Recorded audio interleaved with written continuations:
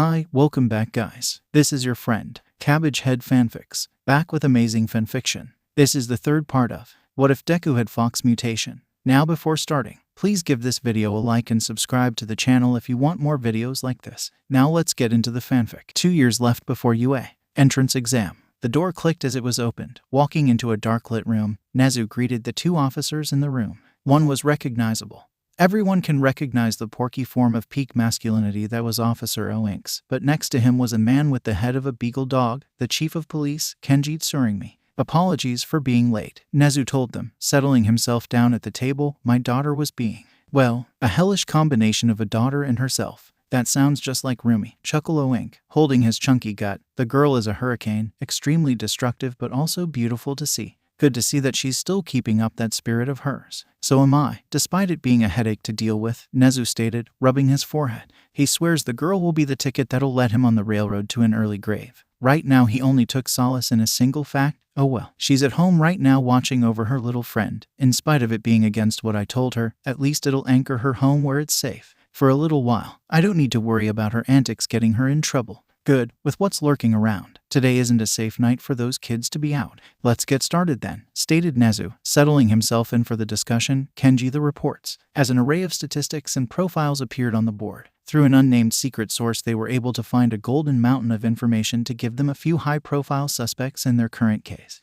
The chief of police began going through each one. Yogi the Grizzly, current age, 19. Current record, vandalism, possession of illegal substances, suspected of 9 counts of robbery participation, 30 different accounts of assaults, and 12 possible connections to murder cases. Only 2 direct contributions can be confirmed. At the base of this group's secret operation, we got their second-in-command and cook, Yogi Yellowstone, also known as Yogi the Grizzly, son of Bearhead from the villain group Wild Villains. His father was long gone before he was born and his mother died shortly after childbirth. He basically spent the entirety of his youth constantly being moved from one orphanage to another until he ran away. Contrary to his general gentle demeanor, he's surprisingly smart, at least when it comes to chemistry, for someone in his position. Like his father, his quirk transforms his body into a humanoid bear, which gives him the attributes and abilities of a bear, including enhanced strength, great durability, acute senses, and large, sharp claws. The only difference being that Yogi's quirk requires activation and we're still not sure what kind of bear Yogi.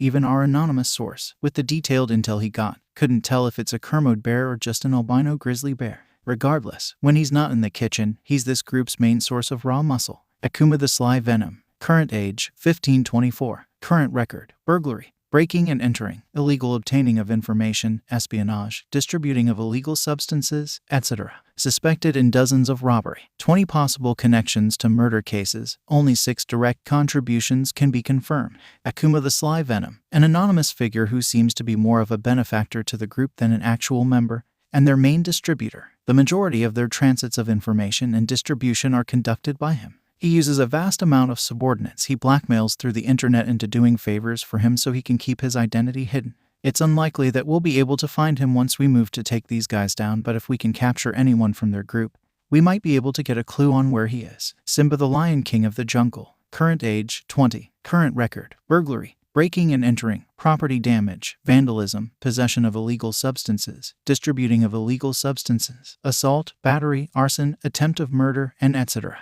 Suspected to be involved in over 20 robbery cases. 43 possible connections to murder cases. Only 15 direct contributions can be confirmed. Simba Mpole, formerly known as Simba the Pride, but the Prideful is more accurate. A disowned son of the Hikori family and the head of this whole operation. It was difficult to track his past since he was born outside of Japan, so it was just out of our passive eyesight of investigation.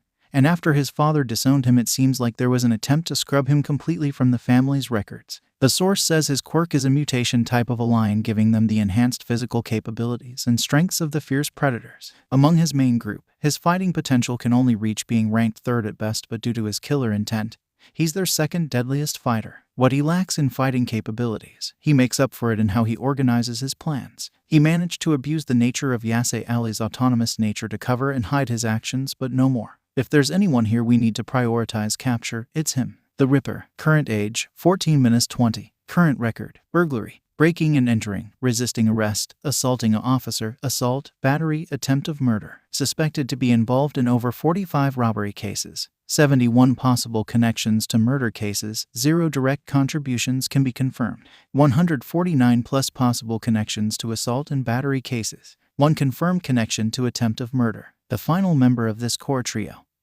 And the deadliest of the group, the Ripper, right behind Akuma. He's a member of the group whose identity we have no leads on, and his motivations are unknown. He must be another resident in Yase Alley due to most of his activities taking place there, and it'll explain the nature of his attacks. What pushes his danger level above the rest is how he's able to remain anonymous despite most of his actions being done in person instead of using a proxy. All we do know is that he's been striking terror to many in Yase Alley, especially to the Spatians.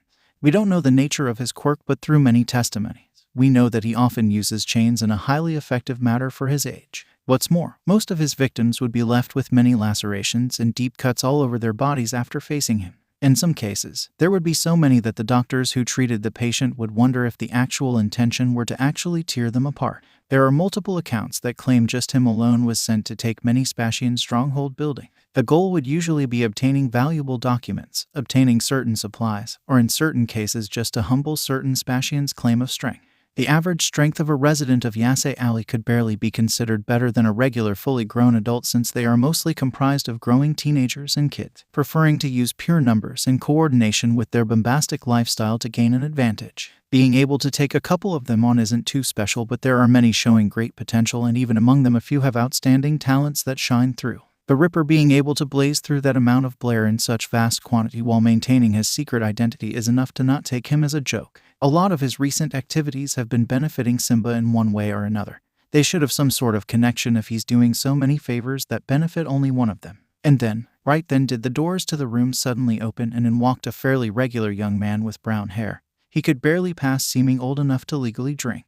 In his hands, a fiber tray filled with coffee cups in one, and a rectangular box in the other. Rado, barked Kenji. The flaps of his dog mouth rattled as he chewed out the dark green eye officer who just entered. I specifically asked to have no distractions once we got started here. You should have never been late to begin with. Startled, the young officer nervously started scratching the front of his hair, where there was a large patch on one side that wasn't brown but a similar shade of green as his eyes. He gave an apologetic bow, saying, Sorry, I got so nervous when you invited me here to work on the case. I thought I could ease up the mood by fetching the group coffee. That was the reason. You know how paradoxical that is, right? Woof, sighed Kenji, rubbing his forehead before turning to the others and saying, No better time than now for you two to meet Officer Rado. He's new but quite skilled, which is why I picked him up as soon as he graduated university. Rough if only he can act the part. A good amount of the information the secret source gave to us had to be deciphered or were left vague. Officer Rado here put in a lot of hard work and time in solving them, as well as connecting the line of intel database to get crucial information such as where they might be making these jawbreakers that are making people with animal-based quirks become frenzy.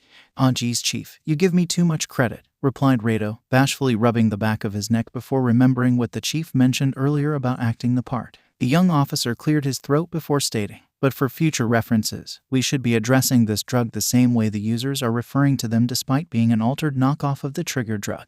The kids on the streets call them berserkers. As Nezu only grabbed a donut for himself, he mumbled to himself, I miss the days when drugs had cool names. Now it seems that creativity among youth for interesting names are dead. Yes, we're all constantly getting disappointed as the new generation fails to reach our standards for them, Kenji told the group, trying to get their attention back on track. He turned to the inexperienced officer and calmly picked up one of the coffees he brought in. I'll bury the issue for now, but it'll be dug up later. Let's get back to briefing the suspects. While the rest of the men were agreeing with this sentiment, Officer Oinks, who was looking toward his phone the moment the young man entered the room, stood from his seat. I deeply apologize for this, but you guys need to continue on without me, he announced, making his way toward the door. Is something wrong? Nezu asked, watching the porky man leave in such a hurry. Something urgent I need to look into. It'll take an hour or two tops. Don't wait up. It can take a while for me to move around, Oinks replied, leaving the area with great haste. It only lasted as a moment as he came back only a moment later to grab a coffee cup for himself and a donut, chuckling an excuse, I'll take this to go as fuel. A statement followed by another snappy exit. That was then countered again when he re-entered, taking a pen to look in a few more donuts for his trips. With the face of a man who was more disgusted with himself for his habits than his wife could ever be, and a pitiful voice to match, said, Don't judge me. I know. Finally making his final departure. I like that guy, commented Rado with a smile. Yes, yes, we all do, barked Kenji. Let's not lose sight of the matter at hand. We still need to finish going over the suspects. All the ones we've gone over so far are dangerous in their own right, but the last one is the deadliest of them all. It'll take a few days before we can move, but we can't waste a single second. The threats that are currently cultivating power in Yase Alley are now completely unignorable. We can't let these menaces continue to reside near those kids.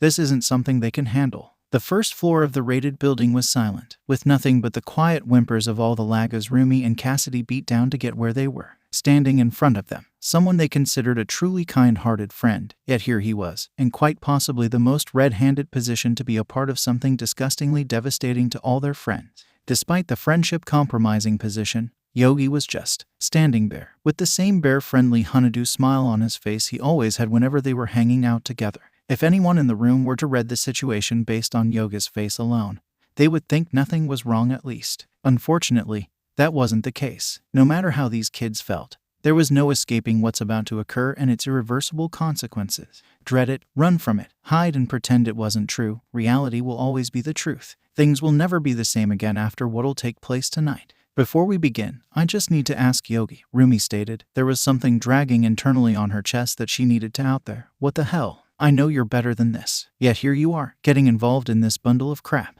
Come on, big guy. With the unchanging face of a stuffed animal, Yoga's head tilted downward, calmly rubbing the fur on his neck before replying. Ah yeah, guess you're right. I am goofing it up right now as a friend and someone you looked up to. Sorry I couldn't be better for you guys. It's no biggie really. I can relate to being a disappointment, commented Cassidy, placing a hand on her wide hips before cocking it to the side.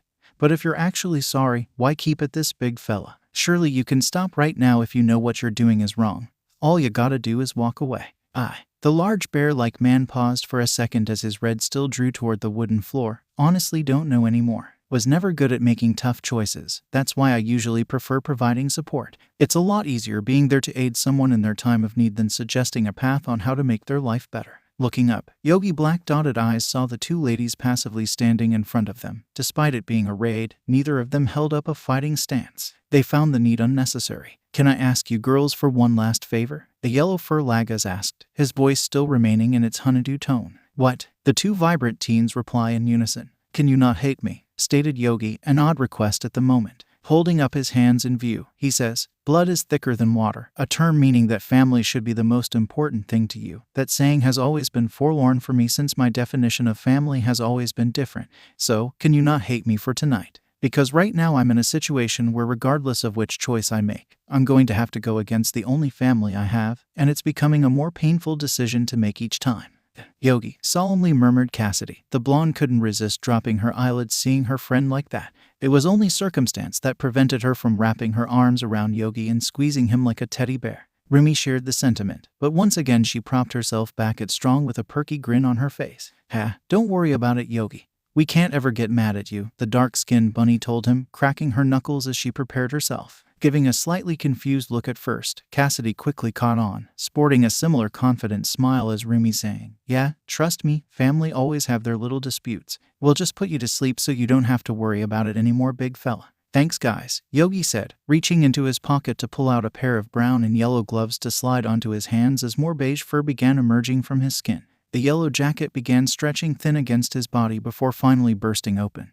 The already tall height of Yogi grew nearly an entire foot and a half, and his usually tough but slightly bloated body began to bulk up. Yoga's face contorted, his razor-sharp teeth enlarged as his black triangle nose morphed with his mouth into a proper snout, letting out a small growling voice. That's going to make this next part a lot easier to bear. As Roomy lowered herself into a fighting stance, she states, you better not hold back on us now. Because we sure ain't, added Cassidy, already taking off her clothes to prepare for her transformation.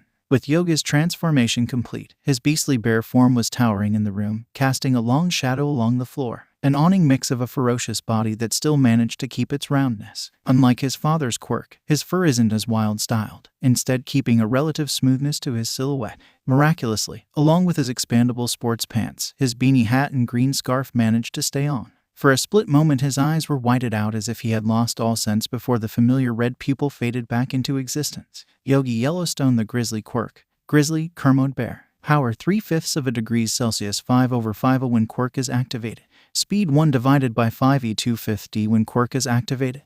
Technique 2/5 D. Intelligence 3/5 of a degree Celsius 4/5 if you're on the topic of chemistry. Cooperativeness 6/5 plus ultra. A deep breath was taken before the bear Lagos took a step forward. With his arms stretched out he asked, "I hope you're ready for this." "Are you kidding me?" Roomy replied before bursting forward full sprint ahead, leaving Cassidy behind. The blonde could only trip, holding up a hand in objection for starting without her. That didn't stop the bunny for even a microsecond, kicking off the fight with a very direct jump spin back kick, swinging her right foot with tremendous force to stir up the air around her. The force alone helped carry her body in the flight of her attack.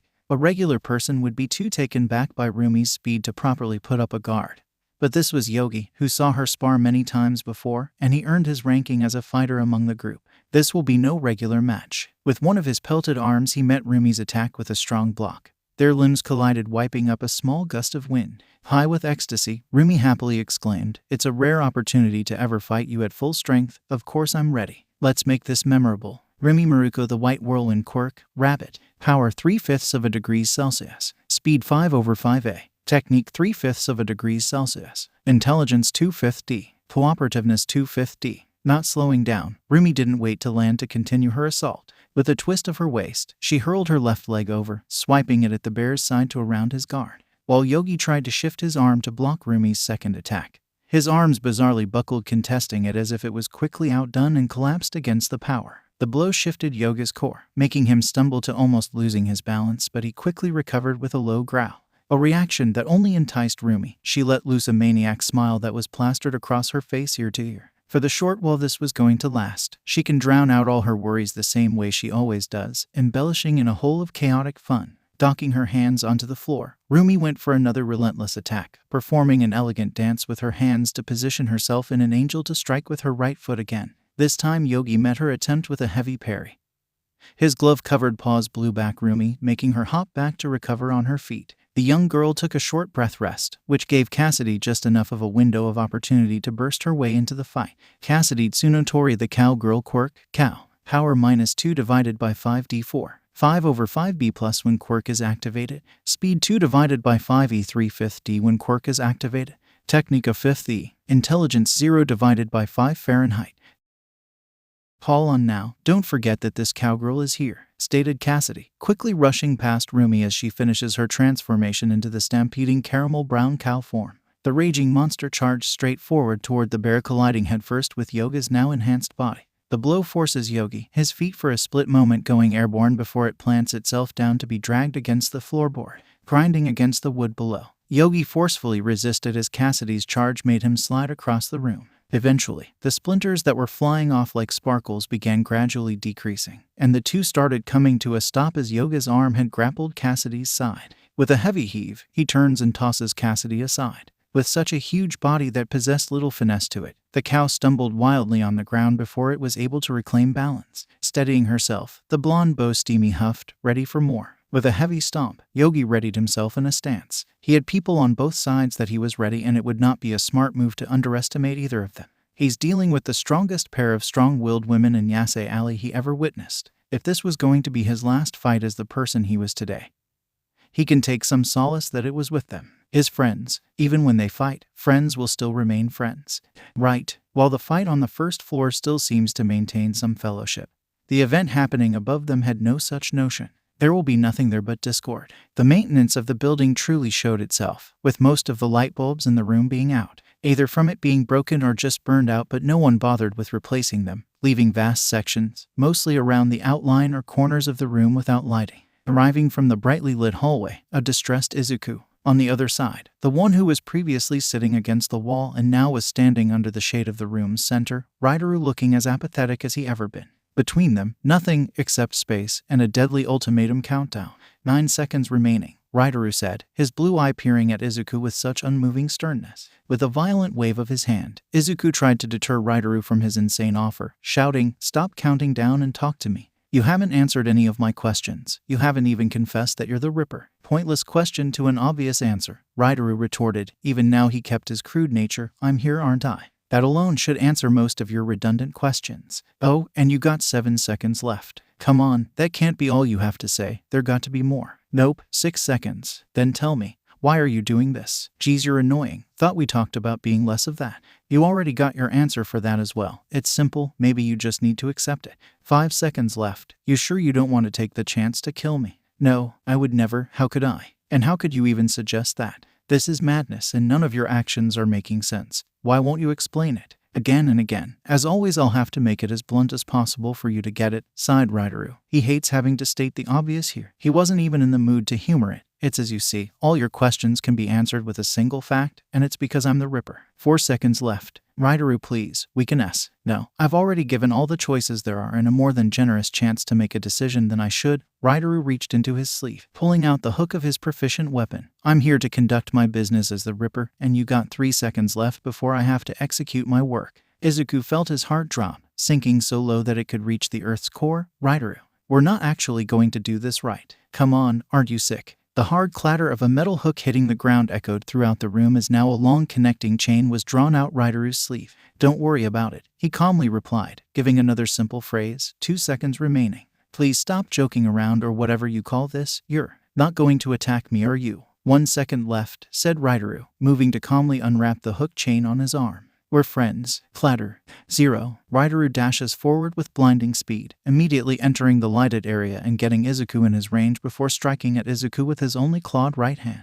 It was purely thanks to Izuku's instincts that his body was in a position to move, as his mind might as well have been in another dimension, narrowly stumbling back to avoid the attack and falling on his ass. Stunned, Izuku looked up only to see the cold eye of Ryder looking down at him, casually adjusting his fingers as if he was getting rid of any cramps that might be there. No pranks were being pulled. This was no joke. He was not kidding and keeping his word. The stamp to confirm it was the tiny trickle of blood Izuku felt drip down the side of his face. I got scratch, no cut. He cut me. A shocked Izuku thought. He was sure he dodged Ryder's attempt. Yet he was bleeding. It wasn't deep and barely stung, but it was there. He has been harmed. The person in this room has the intentions to truly harm Izuku. That's when it happened, occurring as swiftly as a snap. It was like his animalistic instincts staged a coup against his own body. Izuku didn't even process an action to take, yet now he had jumped back onto his feet away from the aggressing green lynx. With his claws and fangs fully revealing themselves, he was in battle mode. Though, Ryder said, tilting his head a bit looking at Izuku's current position, is that supposed to mean you're ready to fight back?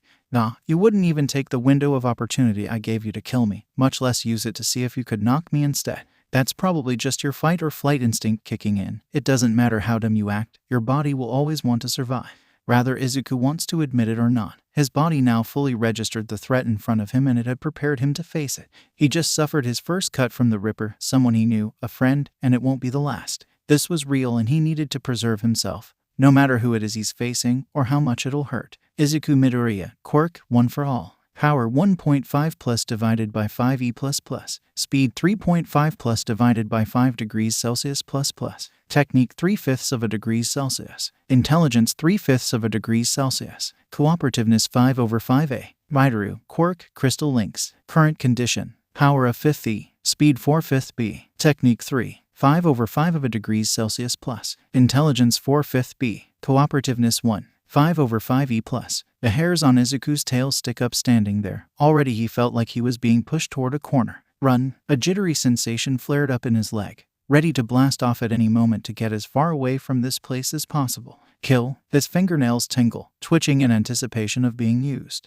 2 options were being deliberated by his body, each inching its way to become the dominant choice. No, Izuku snapped at himself, breaking the cognitive trail he was unconsciously sliding down. He violently shook his head to rid himself of the heedless intent that lingered. He wasn't going to let this kind of impulse take over again. I'm losing control of my body because I'm refusing to take action. I have to start acting with my own intentions. Izuku cursed at how effortless it is to think such a line.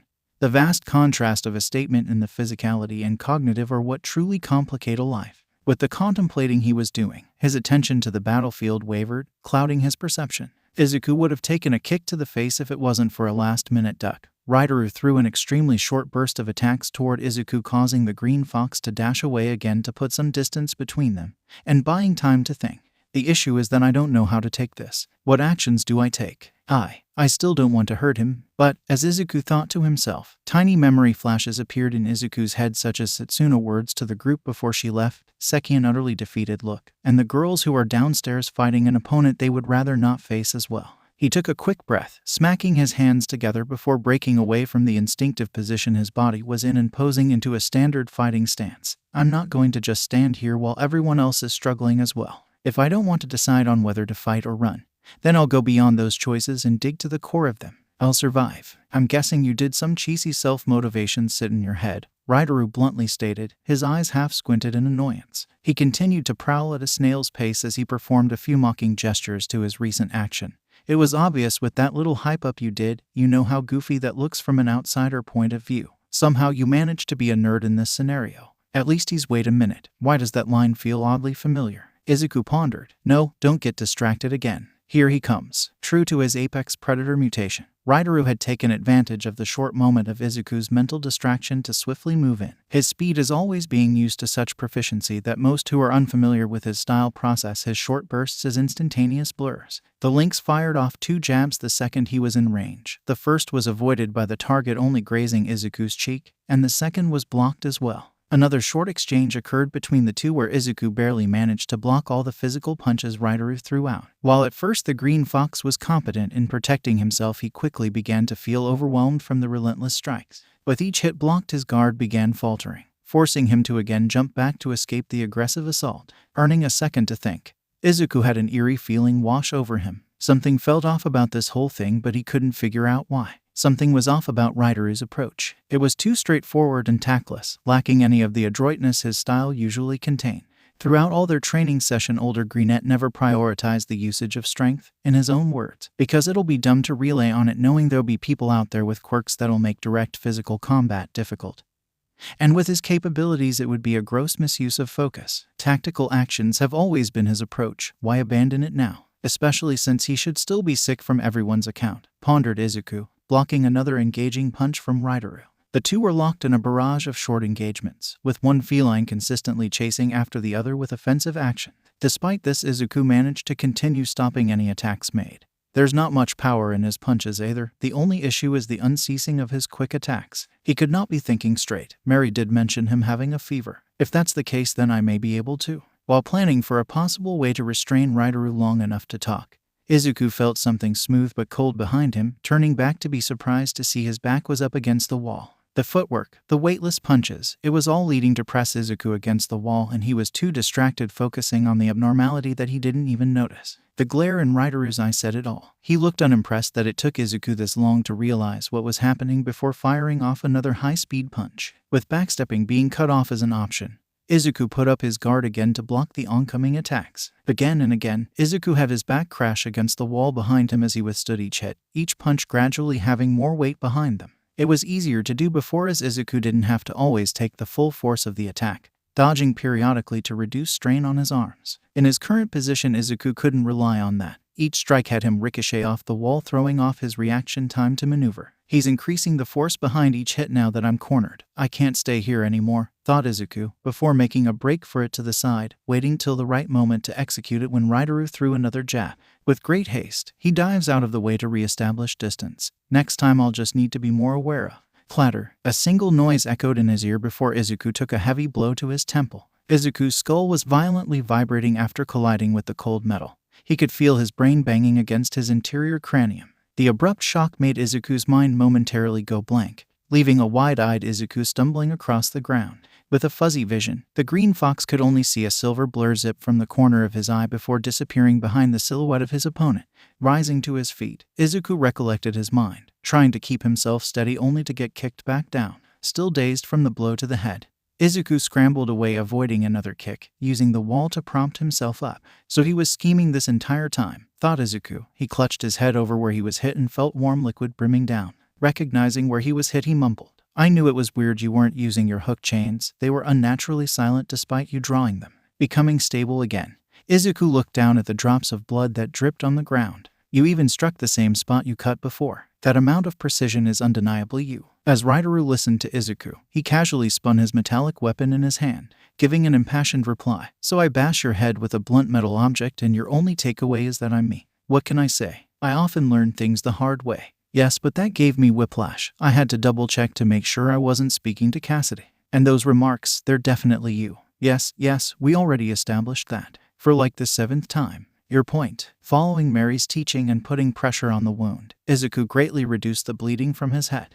As the green fox finally got himself to stand strong, he examined his moderately bloodstained hand and did something unexpected. He let out a short, nearly silent chuckle. I was just hoping to find some eternal excuse for why you're doing this, so I can tell myself it's not your fault. That'll make this a lot easier to handle, solemnly stated Izuku, for the first time taking steps toward Ryder. But it seems that life won't grant me that blessing. You are you without exceptions, I can confirm that. Now I'm going to need you to explain to me why this is something you're choosing to be. For one, that annoying mentally of yours I always hate. I mean, you just spent the last couple of minutes running away and getting your sits kicked around. Yet you're making demands for answers, Ryder told him. His body moved in a smooth manner as he whipped at him again with his chain hook. How about you do what I taught you and earn your right to make me to answer? Clink. The metal hook was flung back as a long black haze erupted from Izuku. Like floating wire, it coiled loosely around the green fox defensively before dropping softly to the ground.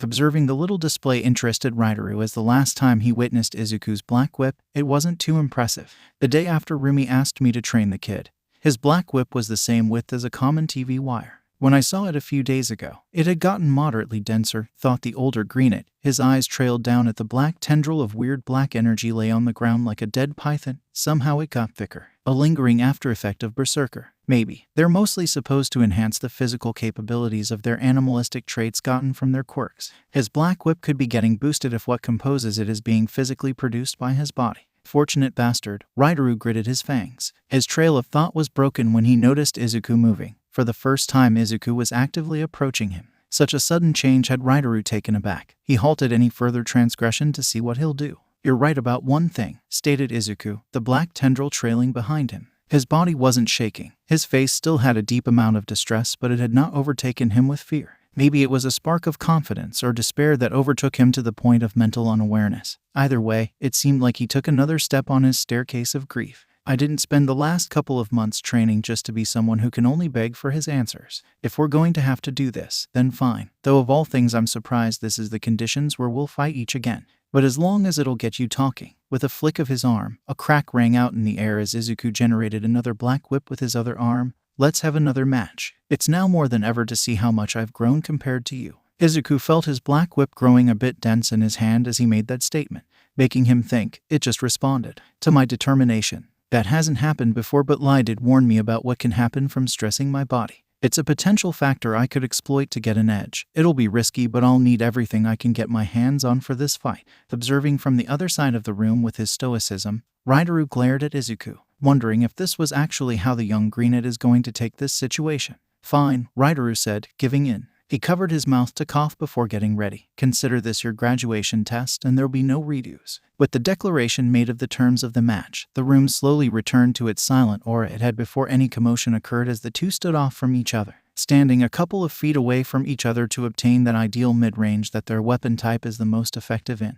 Tightening their grips of their lengthy weapons. They've had multiple fights before in different forms, some where one of them didn't know they were being challenged, and other where they both acknowledged what was happening. Out of them all, this time was going to be the deadliest one they'll have yet, and like every other time, nothing will deter it until they settle it personally. One of the light bulbs in the center of the room flickered, sparking the two to take move. Both combatants were swift in their actions, shifting their weight for their swipe and letting it loose. A cold metallic object makeshift into a human weapon thrown by an ever-stoic individual clashed with the vigorous black energy created to reach all by the ever-ambitious Kitsune. A thunderous crack exploded in the room as the whips collided, drawing up a small gust of wind that blew against the fighters' clothes. Their real fight begins now. The fight raged on in the first floor. As expected from the powerhouses of the group, most of the furniture and decorations were unintentionally smashed to bits. Reckless destruction of property was never going to distract the two brawling girls from a good fight, though.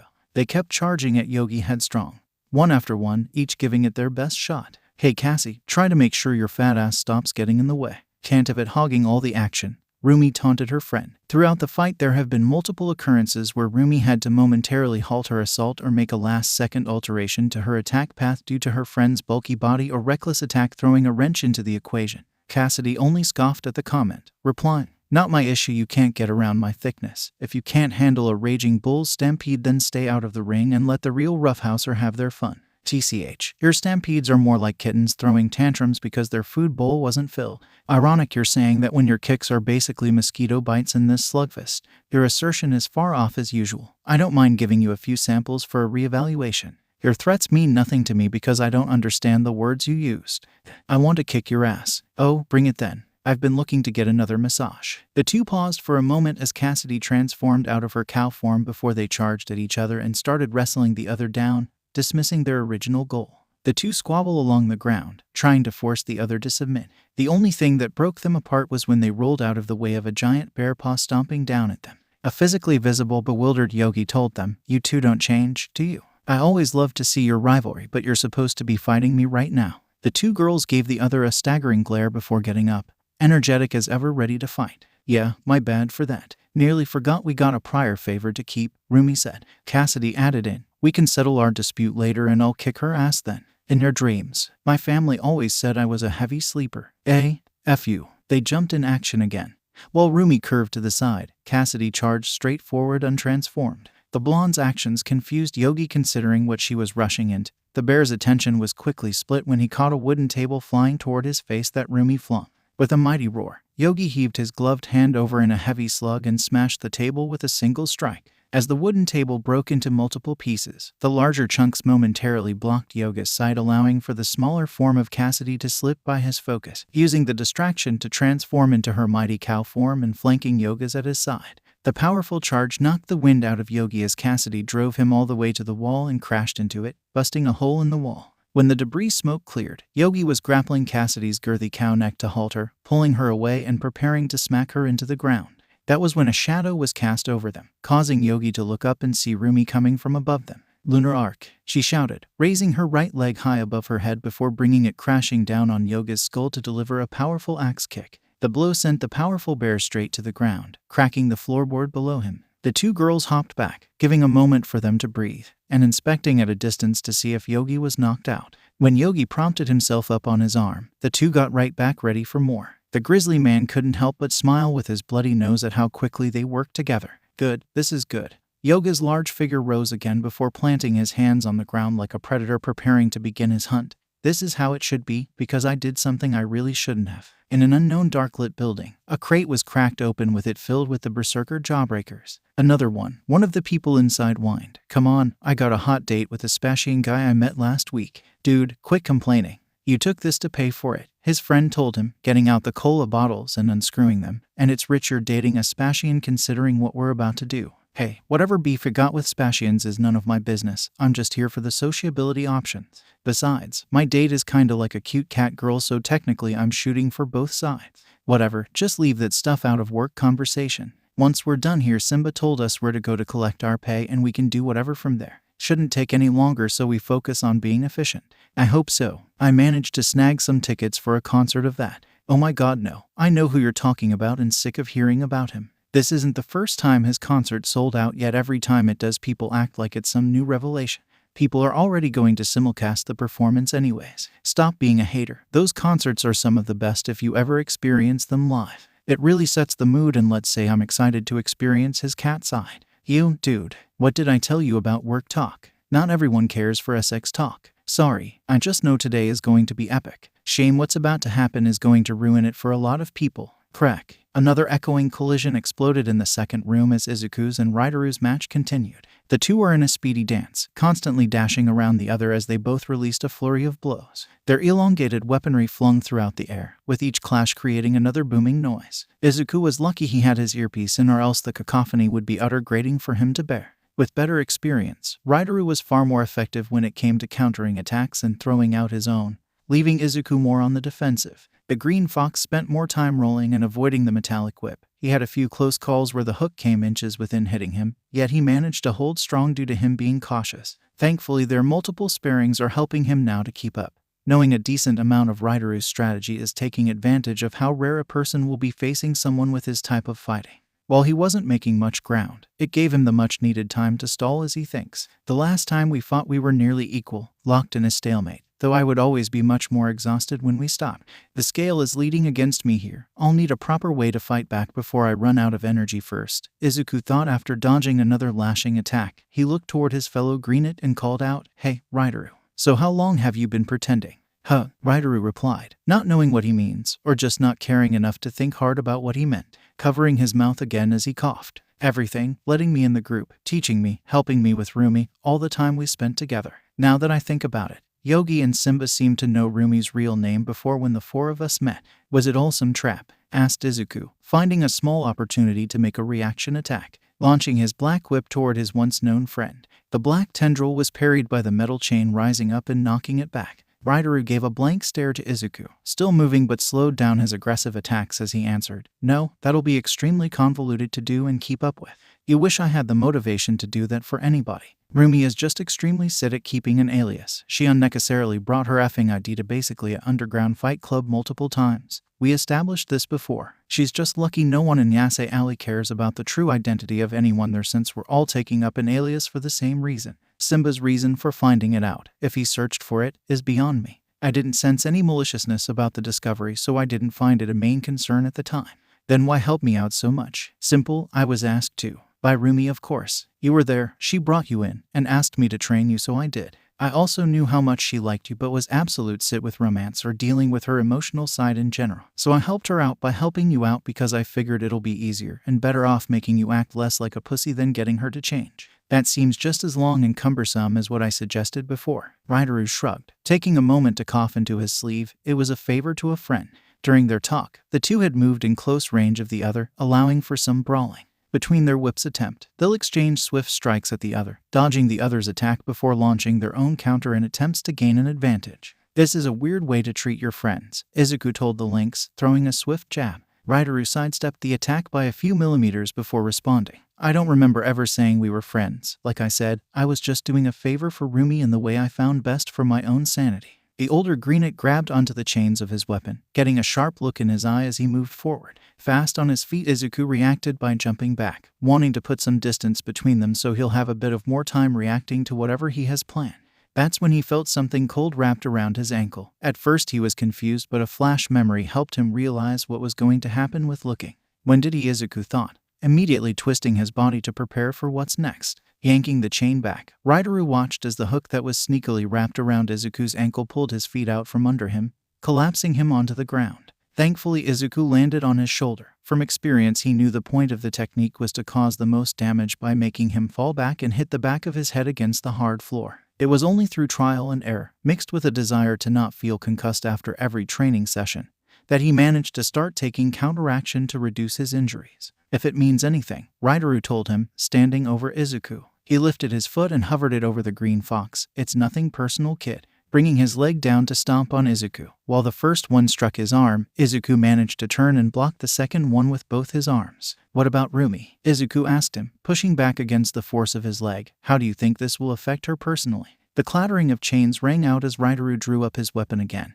His blue eyes stayed unmoving as he answered, "Horrible, I'm afraid if she ever finds out. I mean, hey, I tried to keep it secret, but you're the one who came in here. Technically speaking, if you die here and I leave, then she'll never find out. Though that might send her on a TV show drama of a hunt for basically myself." Pushing back, Izuku swerved Ryder off of him, scrambling along the floor to retreat so he'll have time to recover. Moving away until knew he was far across the room away from Ryder. With his head hanging low, Izuku panted as he slowly rose up. "What about Tsuyu? She'll obviously be hurt by this, and she has already been worried sick about you for a while. How could you say you like her so much and yet you're getting involved in this mess?" The green fox stated, getting back on his feet. His thought process was simple. He started talking a lot more when I brought up someone close to him. Maybe I could get more out of him by bringing up. "Where did he go?" Izuku looked up in front of him and saw no one there. He could swear a second ago Ryder was right there across the room. Izuku felt the hair stand on end when he felt a gust of wind on the nape of his neck. Standing behind him, two piercing blue dots were peering at him as Ryder with a dark-shaded look already had a cocked-back fist prepared.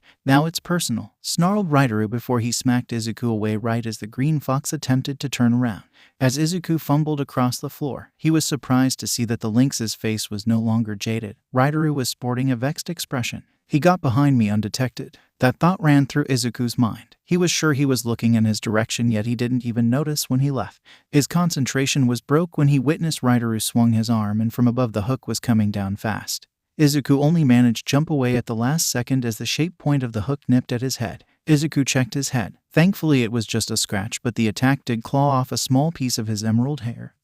That's dangerous. Once again, Izuku felt a menacing presence sneak behind him. Again, so quickly, trying to react. Izuku tried to use one of his arms to put up his guard behind him, but without wasting a second he felt his wrist being grabbed and flung away, leaving his torso open. With his body open, Izuku took a heavy kick to the chest, staggering him back. Not stopping, Ryder then clawed at him with his only functional hand that Izuku leaned back to avoid, but like before, suddenly two very tiny cuts appeared on Izuku's face, one on his nose and the other his forehead. The older greenet then lashed out one of his chain hooks again, this time heading directly toward Izuku. The green fox immediately countered it with Black Whip, gaining his footing again, and was about to go on the offensive until he felt his senses flaring up again from behind. At first, Izuku was confused by this message. He could still see Ryder standing in front of him, but then he noticed how the older greenet's other hand was already pulling back on a chain link that led to something behind him. It was a hook attack from behind. Izuku ducked out of the way, nudging his head and neck just out of range from the hook to avoid any harm.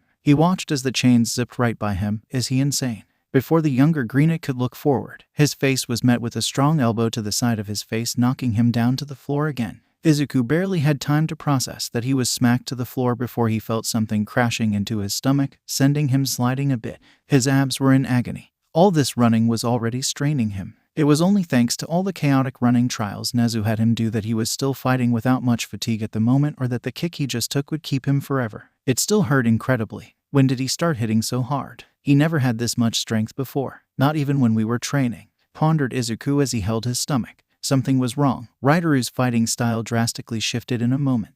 Izuku could barely react when Ryderu lashed at him with both of his weapons. He wouldn't make it in time to knock it away using Black Whip, so instead he aimed to protect himself using his arms. With a pullback, another crack rang out and two red skit marks in the shape of ovals connecting appeared on Izuku's arms. They felt like they were on fire as his arms felt an unbelievable stinging pain. Tosca, murmured Ryderu. The green fox tried his best to tend to his paining arm while getting back to his feet before another attack could come his way. Izuku would be right to guess that, as it looked as though Ryderu was heading toward him for another assault. But then, Ryderu suddenly fell over, flat on the ground. Are you all right? Izuku asked. He didn't know what happened, but he wasn't going to waste the opportunity to not get back up and assess his wounds. It was there that he noticed something he didn't before about his arms. They were all cut up along with his clothes. Multiple small cuts, about the same small as the one made on his head when Ryderu first attacked him, cover his arms. The cuts made the area that was recently struck by the chain hurt worse. Tiny dribbles of blood were leaking out of those specific cuts. Ryderu didn't immediately respond. His hands shook as he lifted himself off the ground, getting up on one knee. Falling had ruffled his hair, parting the braid on the right side of his face and showing his open scarred eye. The older feline rapidly coughed into his arm. This time they sounded a lot more harsh. Once he was done, he gave his reply. The F you're worrying about me for? You're the one getting your ass kicked. As Ryderu rose to his feet, the once staggering face he had seemed to had lessened, as if the spark that caused it had slightly quelled itself. He added, and I'm serious, you better leave Tsuyu out of this. I will, if you explain how you're cutting me even when I avoid your attack, Izuku replied. He knew he was pushing his luck considering how the Lynx just reacted, but it was a necessary risk. He's definitely using some move I don't know about. He's actually doing a lot more than he should be doing. He wasn't moving like this back when he was healthy. Don't tell me. A frustrated noise erupted in the room at the police station investigating Berserker Jawbreaker's case. What's the matter, Mr. Nezu? Rado asked the manimal, wondering the cause of his outburst. Oh, my apologies. I couldn't help getting a little frustration reading about these kids, Nezu replied, holding a hand to his forehead. Wow, you must really be pissed at these kids. Understandable considering how what they did just affected your daughter, thoughtlessly commented Rada. Trying to cheer up the animal, the young new recruit pumped his fist before declaring, Don't worry, Nezu, we're going to capture these guys for sure, so don't stress yourself. You're wrong, stated Kenji. The dog-faced chief gave the young man a small whack on the head with a rolled-up newspaper for speaking so carelessly. Even if he was trying to cheer up Nezu, he didn't need to bring up his daughter when the events were still fresh. He then informs Rado. Nezu is angry for a different reason. Rado tilted his head, curious. What's that? Nezu is the principal of the most acclaimed hero school in the country. He's constantly working for the well-being of the next generation of heroes. He has seen kids from all kinds of backgrounds and seen the potential they all hold. So whenever he sees someone young fall to such villainy, especially if they show great traits, he can't help but get a bit angry. It's the most annoying question of what if, Nezu exclaimed, reading through the papers and holding them up one after another. So many possibilities and opportunities lost. If only someone could have guided these kids before it was too late. Look at this Yogi guy, self-taught chemistry with the results they've gotten so far in basically a junkyard. Imagine if a good couple had picked him up when he was still at an orphanage or he chose to pursue a true schooling with his skills. Hell, I have favors all over. I could have easily gotten him on the right track to be a great chemist. Hell, I'm not a fan of Simba or Akuma, but I won't lie and say that I don't know of some government groups that can put their skill sets to use against the villain side. I don't think I like the sound of that. It sounds like basically having a criminal in their pocket. Like what if we did the same with the Ripper? Rado asked, do we really want a guy like that around? Maybe not. It's unavoidable that he has hurt a lot of people in cruel ways. Nezu replied, tapping the paper that reported many of the Ripper's deeds, but there are some things here that just makes me think of the possibilities with him. Well, yeah, Nezu tells him, scratching the side of his head. It's going to be hard to explain, so I'll leave it at this. Rado leaned in close to listen to Nezu's words. Let's just say after looking over his feats, it's a marvel to think about how he could have possibly done it. If we're continuing to assume his age is on the younger side of the range we set, comparing his achievements to other candidates currently trying to get into hero school, or even my prodigy fighter of a daughter. Under a bunch of different sets of circumstances where I got to meet him and see for myself what his actual skills are, I would not mind having him be looked into to see if he can qualify to be a recommended student at UA. You were holding back this entire time, Izuku stated, staring at Ryder, like, way back to the point where you created an alternative style to use in daylight when you're surrounded by people you know and can see your face. That explains it. You wanted to keep your alias as the Ripper a secret. It only makes sense that you'll purposely never show off everything you can do in public, with such a drastic difference from a style that heavily relies on tripping up an opponent, using gravity and their own momentum to knock out someone with as little injuries as possible to this deadlier bloodlusted style. It's like the two sides of a coin. Not many people will be able to reasonably put the two together, that they're on the same coin. Ryder the Ripper Quirk, Crystal Links, Current Condition, Power 1, 5/5E+, Speed 5/5A, Technique 6/5 + Ultra, Intelligence 4/5 B, Cooperativeness of 5th E. Okay. Why are you saying that out loud as if I didn't know what I've been doing for years, said Ryder. His metal weapon slumbered on the ground. Still feeling the sting in his arms, Izuku replied, just stating it so you know I'm onto you hiding what you could really do. I want to know how you keep cutting me even though I dodged your claws. Take a guess. Your quirk, you lied about that as well. You're so stuck on saying I lied about this and that. Truth be told, I barely ever lied to you or Roomy. Holding my tongue on things is completely different than lying, you know. It's stupid to have people know every trick you got. Oh wait, I have to be simple and extra clear with you so you'll get it. No, I never lied about my quirk. But then how? That's where holding my tongue comes into play. Ryder held out a clutch fist, casually walking toward Izuku as he said, I'm sure you remember this display. Izuku tensed up as he was approached. He hasn't forgotten that they're still in the middle of the fight. You better pay close attention. If you don't, you might miss it, warned Ryder, now being barely over an arm length away from Izuku. This'll be the first evidence of my cursed existence. Cursed existence, pondered Izuku. Slowly, Ryder opened up his palm. As you know, being a lynx is only half my quirk. The other half is producing glass shards no bigger than tiny pebbles. With his palm opening, the sparkling dust drizzled down in front of Izuku. Pathetic, I know, but what most don't know is how I can draw them back. Izuku's eyes widened when Ryder sported a small smirk and flicked his wrist, tossing some glass shards toward him. The green fox reeled his head away as Ryder then swiped his hand toward the sky. Your curiosity got the better of you, Ryder told him, almost tauntingly considering his smile. He saw as Izuku now had another diagonal cut above his left eye. He observed the glass's body produced with a detestable look before stating, I compare this to having a magnetic pull of them. It's not that strong and is extremely close range, but with enough finesse I can make a few small cuts appear. All that for a small cut? Questioned Izuku, knowing it'll be too simple to be true. It's just enough, Ryder states before dashing forward, grabbing one of Izuku's wrist. When he went for the other one, Izuku caught his hand midair. While Izuku was focused on their power struggle for control, Ryder took the opportunity to headbutt the fox right in the forehead, sending the younger greenet down to a knee. The joint pain made them both clutch their heads in agony. Rubbing his forehead, Ryder commented, to make it bleed. Just enough to get some minuscule worth out of this quirk of mine. Izuku's sight started getting clouded as the blood from his forehead dripped down his face over his eye, wiping it off to clear his vision. He softly commented, cool. Ryder felt his right eye twitch. What? With a tiny bit of kiddish sparkle in his eye, Izuku says, sorry, I was just amazed at how you managed to utilize the weak aspect of your quirk. The twitching only increased. Taking a deep breath, Ryder tells him, no, it's not amazing. Ryder quickly grabbed one of Izuku's arm once again. There's nothing amazing about having to fight like a effing drugged up rat, he declared, twisting the arm. Izuku could feel all the cuts on his arm being torn wider as his skin was being stretched out. The fact I managed to come up with such a thing is nothing short of insanity. Izuku let out a cry from the pain before forcing Ryderu's arm off of him. He shouted, "You're wrong." The lynx tried to follow up with a roundhouse kick, but Izuku caught it, grappling onto it and throwing Ryderu off his feet and into the air where he crashed onto the floor. While it's not a valorous way to win, the fact that you managed to create something like this is impressive, Izuku told him, pumping himself up to jump back into the fight. Ryderu was slow getting on his feet, taking much deep breath as he grabbed his chest. He shouts back, "Shut up." He remembered back in his hometown before he met Tsuyu. Other kids at his school would often push him around for being poor, mocking him for his weak physique. It was for that reason he never had a strong attachment to school. Skipping parts of it when he saw a reason fit for it never felt right. That didn't stop certain students from continuing to mess with him whenever they saw him on the streets. Such a drag to deal with, they didn't let up for months. It wasn't until he came across a street fight in an alleyway did things change. He had no idea what it was for, but it seemed to be some planned thing as many fights took place there, and he was sure he saw people exchanging money. Whatever it was, they didn't seem to mind if some kid watched from the back as long as he didn't open his mouth. They weren't anything special, but what Ryder did take away from it all was the cheap and dirty moves they'll do. Aiming for the eyes. Nut shots, using weapons in a fist fight, the works. His eyes picked them all up. It made the next time those boys tried to mess with him a very changing experience. And he had slightly more peaceful days after. It wasn't even a choice, Ryder exclaimed as he charged back at Izuku, "Not in the position I was in."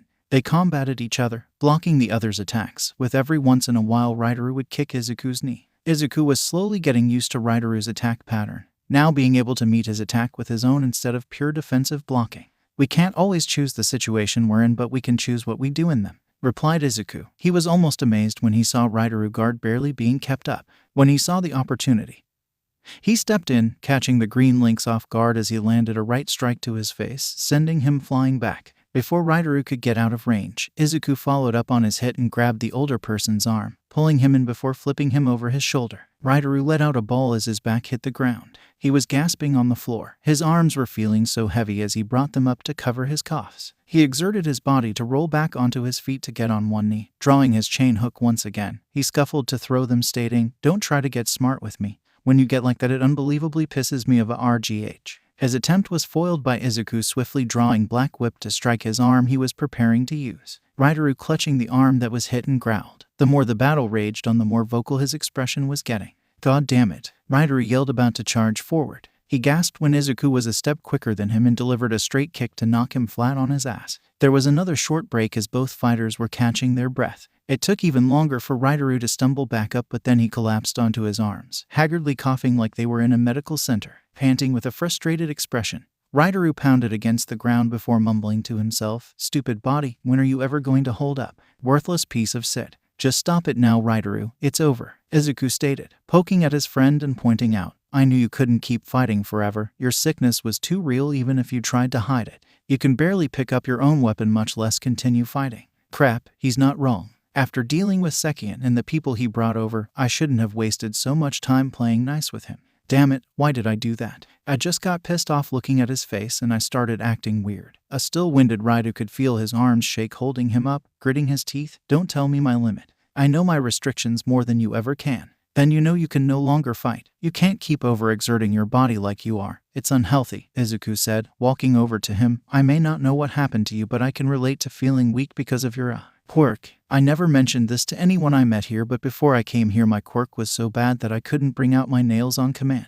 My ears and tails were so underdeveloped that many questioned what animal I was supposed to be. I thought I was cursed as well. Back then I never would have thought I could get as strong as I am today before even going to hero school." Ryder pulled himself back on his knee, panting, looking a bit shocked at what he heard. "Your quirk was that bad?" "Heh. In that regard, I guess we're not so different," Izuku said, smiling as he holding out a kind hand. Staring at the hand, Ryder looked up surprised at the boy, returning the smile. "So you think you can understand me?" Izuku was taken aback when in a blink Ryder landed such a heavy blow on Izuku's face that it sent the fox flying back. He still got that much strength left. He was barely standing beforehand, was the thought running through Izuku's mind. When he recovered, he flinched as the blood from the cut above his eye was really getting into his eye. Ryder had gotten him there to worsen it. He could barely keep his eye open as the blood stung his eye. "We're not even on the same level," Ryder told him. His right eye was twitching too much and he had to close it.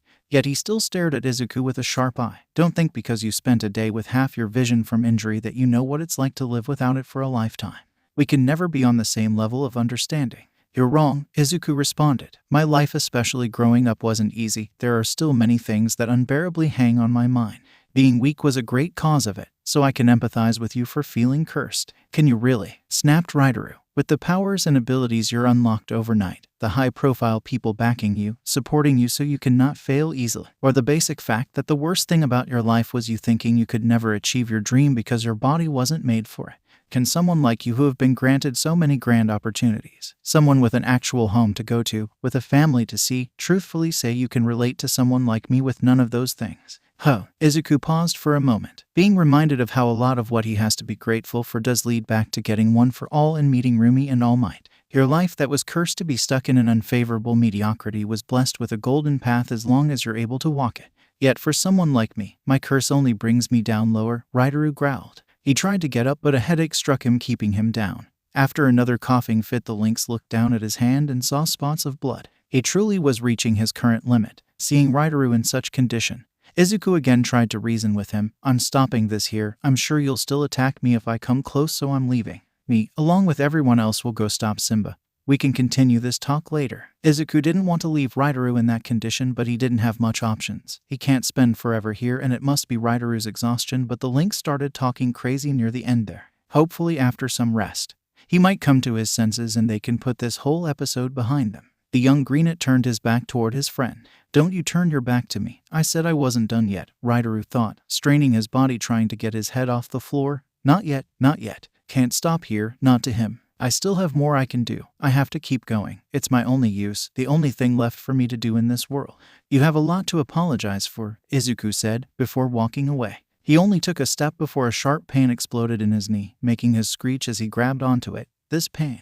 Nothing seems to be broken, but it sure felt like it for a moment. What happened? Do you ever get tired? Hearing these words, Izuku snapped his head behind him, shocked to see Ryder standing in the shade. He was hunched over but on his feet, his hair becoming so messy that his hair braid looked close to being undone, and glaring back with both his blue eyes and an unusual smile plastered on his face. He repeated his first question. Have you ever gotten tired? Tired of what? Izuku replied, not knowing what he meant. What's with these random questions? Everything, Ryder replied. His weary body stumbled as if it was about to collapse as it took a single step forward. What life tosses at you? I see a lot of things that many don't, and these eyes of mine have caught a lot. The constant hardships, the endless disappointments, dealing with the next crap society throws at you when all you want to do is stay alive and happy. Compromising every single dream and goal you have only to continue to fall through them because of situations. Constant betrayal from people close to you. Everyone who hides secrets from you they shouldn't.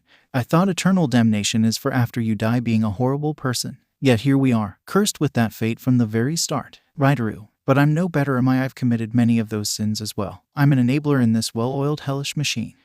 The endless hypocrisy of men. Ain't that a beach? Heh. Aren't you ever tired of it all? Yes, I won't lie and say it isn't exhausting constantly dealing with hardship. But I've learned to not let those things keep me down forever, no matter what gets in my way. If there's nothing but boulders ahead, I will climb over them and use them as my road ahead. I will always press on to reach my dream, not just for me, but to keep all the promises I've made. I will be a hero. TCH, hell, your cheesy idealism is aggravating. No wonder I'm getting so heated, Ryder says, though his smile grew as one of his hands reached behind him. Guess that's the benefit of having a bright path to follow. You're allowed to have your head in the clouds to see some light and imagine you can reach it. Unfortunately for the rest of us, such privileges aren't granted. Only an extremely small percentage of the world are chosen to have importance, to be allowed to be changers to the systems. Everyone else, we're stuck in this hellhole with little to no purpose than to just be pawns for the growth of those who were chosen. The cruelest fate of being a side character in a world of main players. Don't talk like that. There's always hope that everyone can change something, no matter how small it is. Child change for everyone else. What a pitiful compromise, Ryder mocked before coughing into his hand again. He saw more blood appear on his hand. Oh well, there's no point in fighting it. Struggling is futile. People like me are rocks, purposeless and made to exist until someone of importance picks us to be used till the end of our usefulness as tools. At this point, I no longer care. All I can do is just perform the task handed to me till I break. Izuku's eyes widened when he saw what Ryder brought out from behind him. Whether it's as a weapon, a tool, a pawn, or even a test subject, stated Ryder. In his palm was a berserker jawbreaker. This time the color was a spiral of reds and seemed to be a size smaller than the rest. It's strangely cathartic to accept it. What do you mean, Yogi? Roomy asked as she kept fighting. What did you do? While Yogi continued giving it all he got, he replied, Simba had me create a special version of Berserkers, one more unstable than the rest to see how far we can push the effects of Simba's trigger formula without care for balancing. It was given to Ryder. Now they're both in danger if they're fighting right now. Ryder, why would he be given one? And why would Izuku and Ryder be in danger? His body has already been strained so much from the years-long sample testing. Taking it now will drive him over the edge. Simba told her, if he takes it, then one of them will surely die, if not both of them. A fear-stricken face struck Roomy hearing this news. It couldn't be. Hey, what the hell, Simba? What seems to be the matter? Why did Izuku get a berserker today? The same reason as all the others that got one. They were randomly given one to see how far the enhancement aspect of the berserker jawbreaker could go. Testing the toxicity is one thing, but we got to see if it actually works. Not like we got a reliable test subject for that part of the research. You shouldn't have given it to him. You said we'll keep this crap away from our group. It was a simple sleight of hand. It would have seemed off if we gave one to everyone else there at the time, but not him. I don't know why you're so mad about it. You know he'll be fine and tiptoe shape in like a day. Ryder had grabbed Simba's collar. Because I just got off a call from Roomy and she got hurt because Izuku went berserk. His grip lightened as he had another coughing fit. Spats of blood got on Simba's clothes. Simba casually released Ryder's grip on his collar and patted his head. Oh, so that's it. Well, don't worry, it was a simple mistake. I promise it won't happen again. You shouldn't worry about that right now. Big things are coming soon, Simba says, grabbing from his desk the spiraling red jawbreaker and handing it toward him. Here, I got something for you. What is it? It's what you've been searching for, something that'll help you fulfill a purpose. The only question is, are you determined? Those memories echoed in the back mind of Ryder's mind as he looked down at the jawbreaker. You know, Izuku, I've always hated a lot of things about you. I'm like that with everything. But if there was one thing I was ever envious of, it's that buoyant attitude you have. Guess it's all hanging on that dream of yours being a hero. I can't comprehend it myself why it irritates me to no bound. But I'll admit it has to be some form of jealousy, Ryder said, despite his tired body. He got himself to stand time. You know, I am called the Ripper for my wicked fighting style. If I get brutal about it, it's similar to the saying death by 1,000 cuts. Your knee paining you so much is just one of the tactics I use to slowly tear away at someone. That's the main reason anyways. What most don't talk about is my grating personality as I'm fighting. I've beaten so many people so horribly that a vast amount of them never wanted to step out at night again. Izuku wanted to come right over to stop Ryder, knowing exactly where this was going, but his knee once again stopped him. I ripped their capability to fight both mentally and physically. Ryder closed his palm, his cold stare placing itself onto Izuku. I'll barely be able to control myself anyways, but I'll tell you now. Out of the surge of sadomasochism I'm feeling right now, I'm going to use every bit of determination to break you and destroy your dream of being a hero. There was silence in the air, with tension so thick that it was palpatine. I wonder what Tsuyu is doing right now, was the last thought he had before popping the berserker in his mouth without hesitation. He threw his head back as he swallowed it whole. Should have probably texted her. Oh well, just chuck that one onto the large pile of regrets and mistakes. Oh well, it would have been nice to hear her voice one more time. Gulp. N-O-O-O. Izuku shouted. He mustered up the strength to summon Black Whip again and hauled it toward Ryder. The green fox will have to restrain or knock him out, even if it seriously injures him, before whatever he took takes effect. He was barely able to stand a second ago. With that berserker I haven't seen before, this'll be devastating to his health. The black energy flailed through the air, hurling to finish off the exhausted green lynx, whose head was hanging low ever since he swallowed. But then quick like lightning, Ryder's arm shoots up to grab the black tendril and hold it still. It was too late. First floor fight was reaching its climax. Cassidy once again flanked Yogi with a charging attack, but this time the bear used Hunt to avoid it, pouncing out of the way. Crap, didn't think he'd move that fast, Cassidy thought. Not expecting to miss, the blonde's charge led her to crash into the wall. The large bear made its way over to Roomy and swung at her with his gloved paws. From one of these strikes, Yogi's claws accidentally tore through his glove as it swung straight toward Roomy's face. Coming near inches away from hitting her before, it whiffed her completely. Not wasting the opening, Roomy had jumped up and landed a powerful kick to the side of Yogi's head, stunning him before sliding between his legs and striking the back of his leg to buckle his knee. Cassie, Roomy called out to her teammates, let's give him the special. The blonde, who just finished getting herself out of the wall, looked to the dark-skinned bunny before smiling. All right. Cassidy untransformed before dashing toward Roomy without missing a beat. Yogi wasn't done moving. He grunted at his buckling knee and rearranged his gloves so his claw wouldn't stick out of them. When he turned back around, his eyes widened seeing the girls. Roomy was truly flexing her thigh muscles with the ability to hold up the entire weight of Cassidy's human form standing right on her one ankle. How either of them were keeping their balance was a mystery to these girls' power and synchronization. Don't F up, Roomy taunted Cassidy. My job is simple, you just do your part, the blonde replied, setting them off. Roomy like a ball moved her leg out from under Cassidy and charged back the strongest kick she could muster. As the blonde fell, Cassidy crouched into a ball and free fell in the air, rolling into position. When the blonde fell into perfect condition, Roomy thrust her leg forward, delivering a mighty kick at Cassidy. She exclaimed, "Pound." The two girls had coordinated the time, with Roomy's kick connecting with Cassidy's foot so the blonde could use the momentum and launched her forward. As Cassidy zoomed through the air, she transformed into her cow form, becoming a heavy cow gliding through the air like a cannonball shouting, "BEF." Yogi had no time and was slammed with a devastating blow, blasting him across the room and completely through the wall and the one directly beyond that one. Roomy ran over to see the results and found Yogi knocked out on the ground, his face and torso battered. Not far away was a blonde cow, laying on its back. Quickly Cassidy returned to her human and jumped to her feet. Throwing her hands into the air, the naked blonde cheered, "Woot, let's do it again." The two then looked over their knocked-out friend, with Cassidy immediately going over to cuddle with him. "There, big fella, rest well," the blonde pampered. Roomy nodded. "When you wake up, this will be over and we can enjoy a meal together like before." The white-haired bunny couldn't help but feel bad. When Yoga's claws popped out of his glove, that attack shouldn't have missed as much as it did. Jerk, couldn't resist pulling your punches in the end. I could have dodged it, Roomy thought, her fighter's pride washing over her. She quickly shook it off, as there was another issue that needed her immediate attention. She looked toward the staircase she last saw Izuku run up.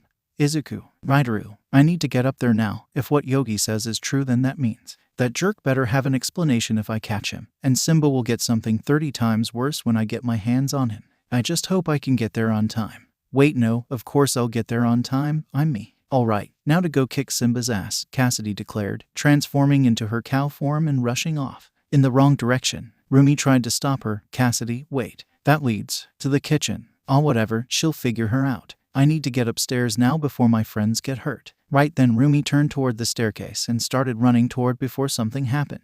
Boom! A large noise echoed as Roomy felt the ground shake beneath her feet like an earthquake. "Cassie," thought Roomy as she dashed at full speed to the kitchen. What happened? When she finally arrived, she was utterly stricken with shock to see her blonde friend cratered into the ground. Cassidy's eyes were whited out as she was unconscious and streams of blood were leaking out of her head, forming a small pool on the ground.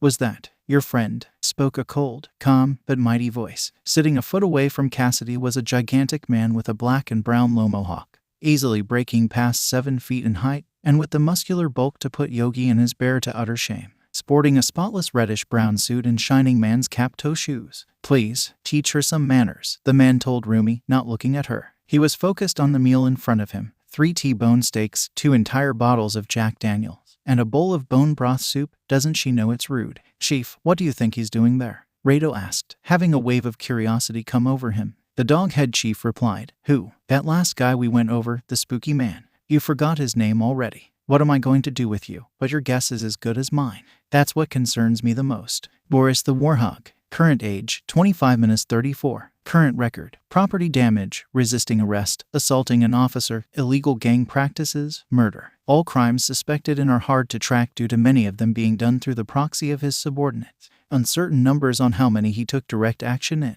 Cases could reach to over 200. Finally, the last person we should look out for is Boris the Warhog, head of rising gang the Sounders. His presence alone has risen the status of an unnamed with the reputation of a simple footnote into the group that are only a few steps away from becoming a fully recognized crime family to even other bigger Yakuza clans. We don't know where or how he even came to be. Even from testimonies and confessions from his own group admitted that he just appeared one day. The nature of his quirk is unknown, but based on his feats it has to be assumed his quirk is a massive strength and endurance enhancer quirk.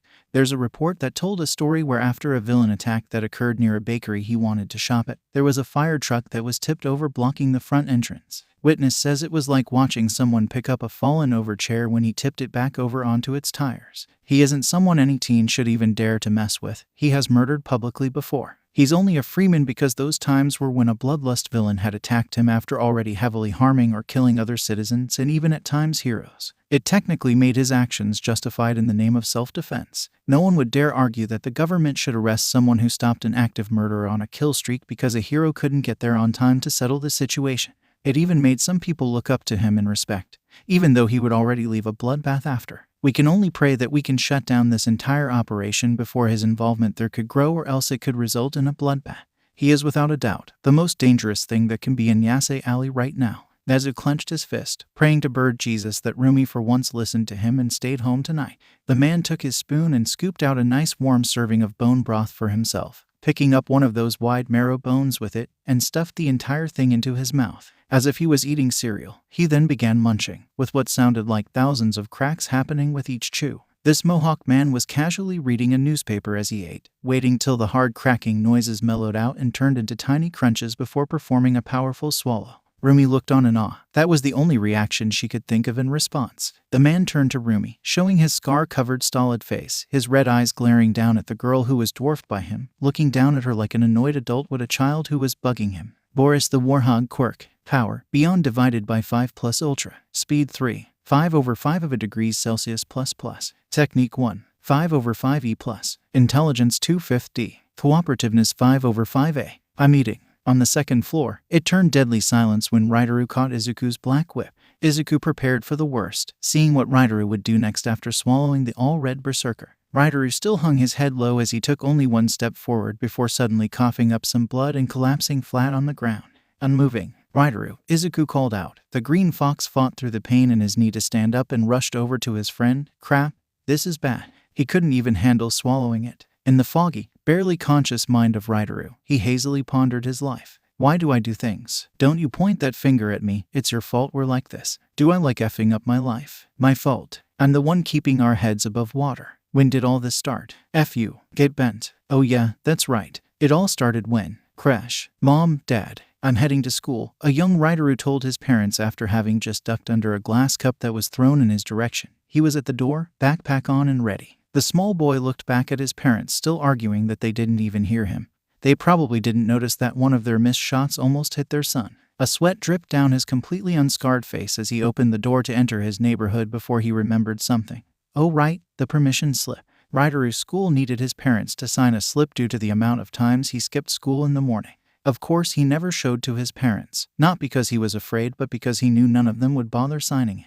Thankfully, he mastered the art of forging his parents' signature after going through their private files and finding one they won't immediately notice is gone, copying it over and over again until he can do it relatively flawlessly. He quickly went to his barren room to retrieve it. He couldn't believe he forgot to pack it the night before. No point in complaining now. He shoved the paper in his backpack and prepared to leave. Walking down the hallway, he was suddenly met with his parents grappling each other, bashing the other into walls around the house. They didn't notice that in their rapid movement when they collided into their kit, tripping and fumbling to the ground. Yet despite this, the two were still focused on arguing with the other and not Ryder. Why can't these two ever stop? Ryder thought as he struggled to detangle himself from his parents' scrap. At this point he was used to it. Why bother? He was just about out of the way, able to get on his feet, but then the last thing his right eye saw was a glass cup coming down on it.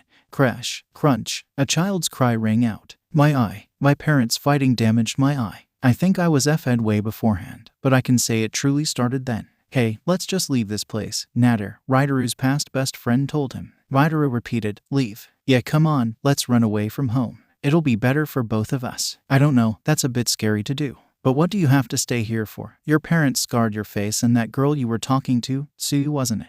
Yeah, she already moved away. There's literally nothing left for you here except more despair. ... Okay, let's do it. It was made worse when, kneeling in an empty area of Yase Alley, Ryder was heartbreakingly looking down at the broken and torn up bloodied body of Nader. It was raining hard that day, washing down both boys' bloodied bodies. The green lynx held up his hand, looking at them as they were covered in the blood of his best friend.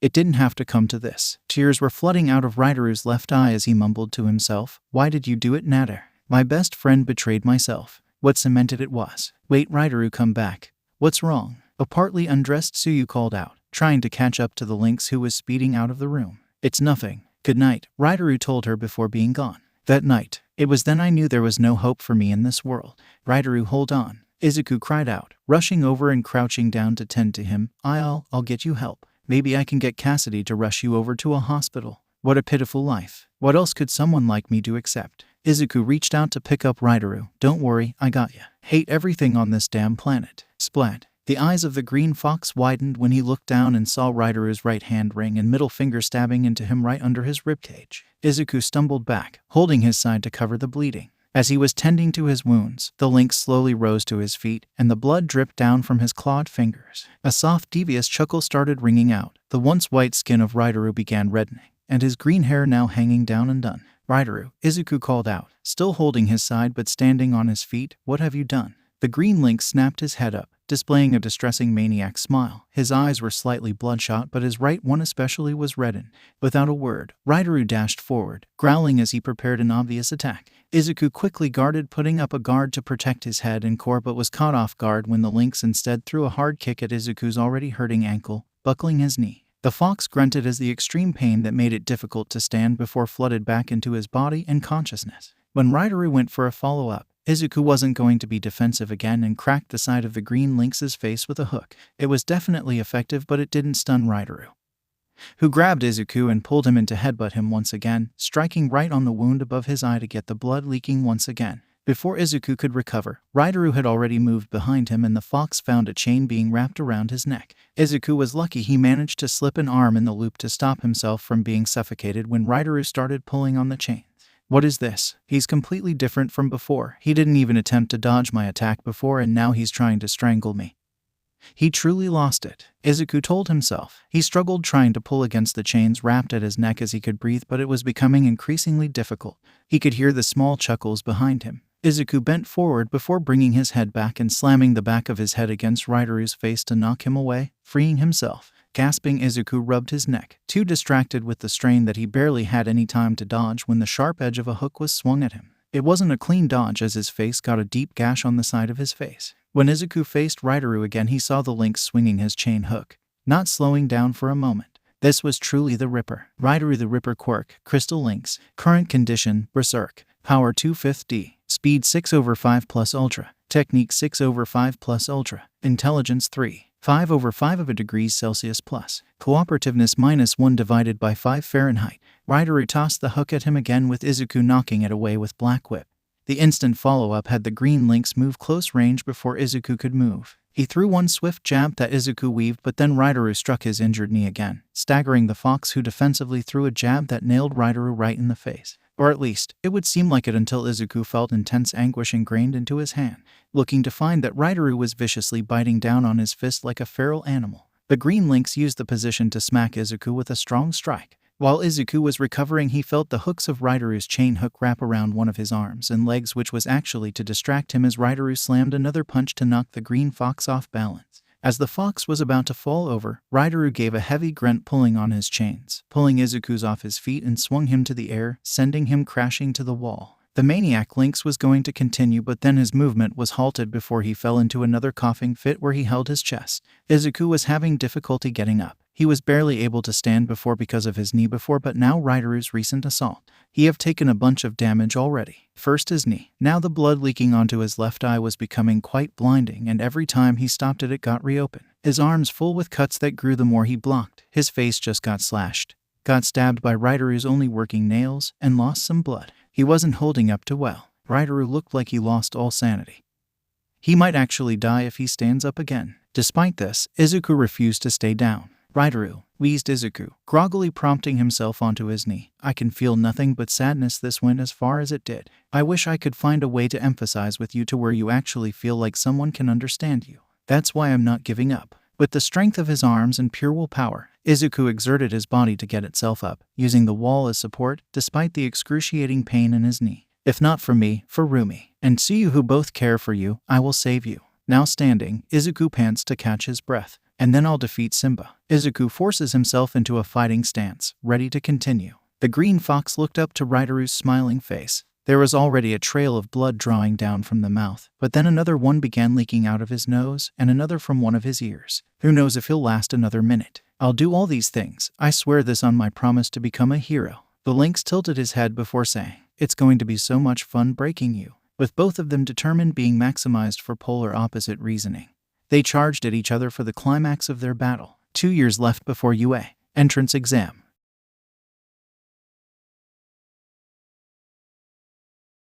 The most deceptive atmosphere the earth can produce is the night. How contradictory it can be. When you walk out under the moonlight, its tranquility compared to the day could trick anyone into thinking that nothing significant could possibly be going on during such a time. Yet the reality is always different than what we perceive. We all know of the nefarious things that go on when the streets aren't illuminated.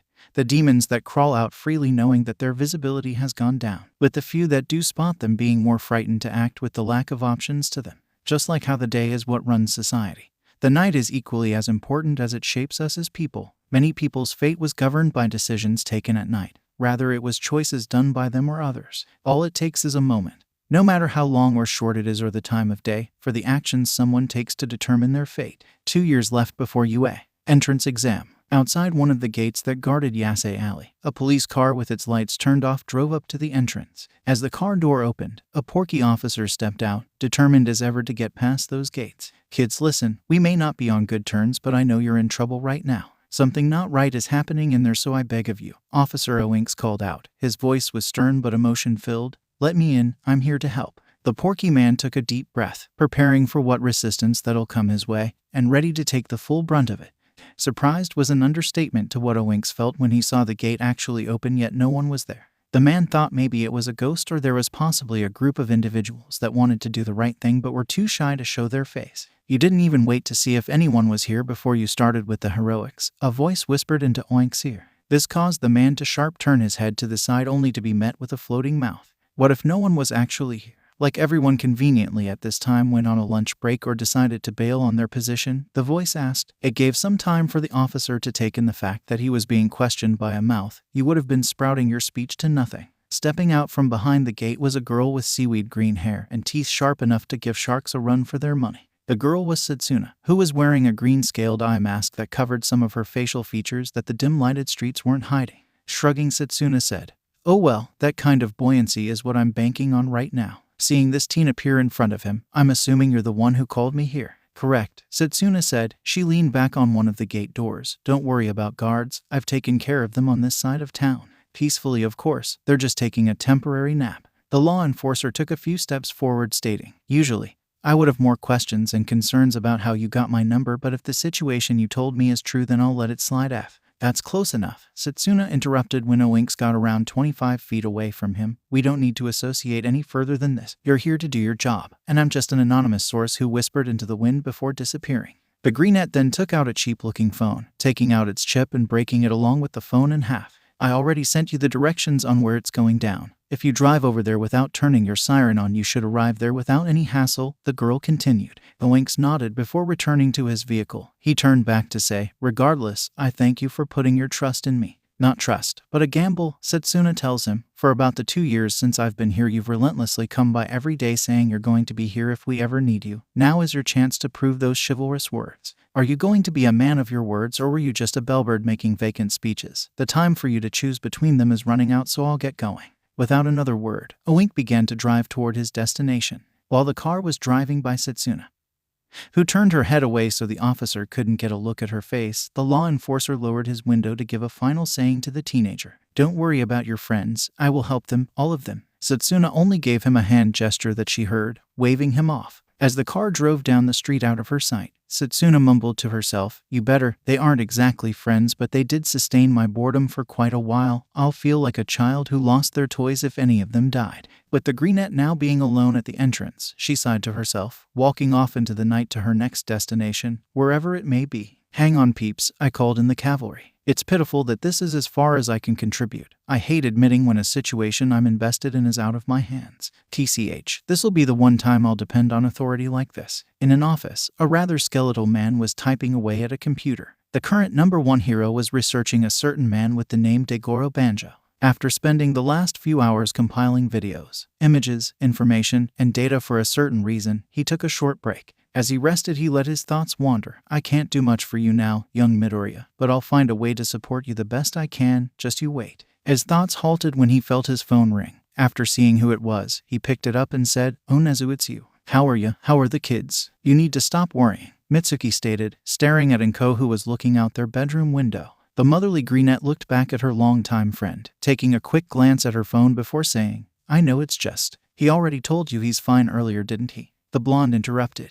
"Yes, but he hasn't responded since," Inko exclaimed, showing the other mother that not only had she not gotten a response to her last text, which wasn't a closing of a conversation, but that Izuku hasn't even seen her text. "I sent this less than 3 minutes after he last texted me.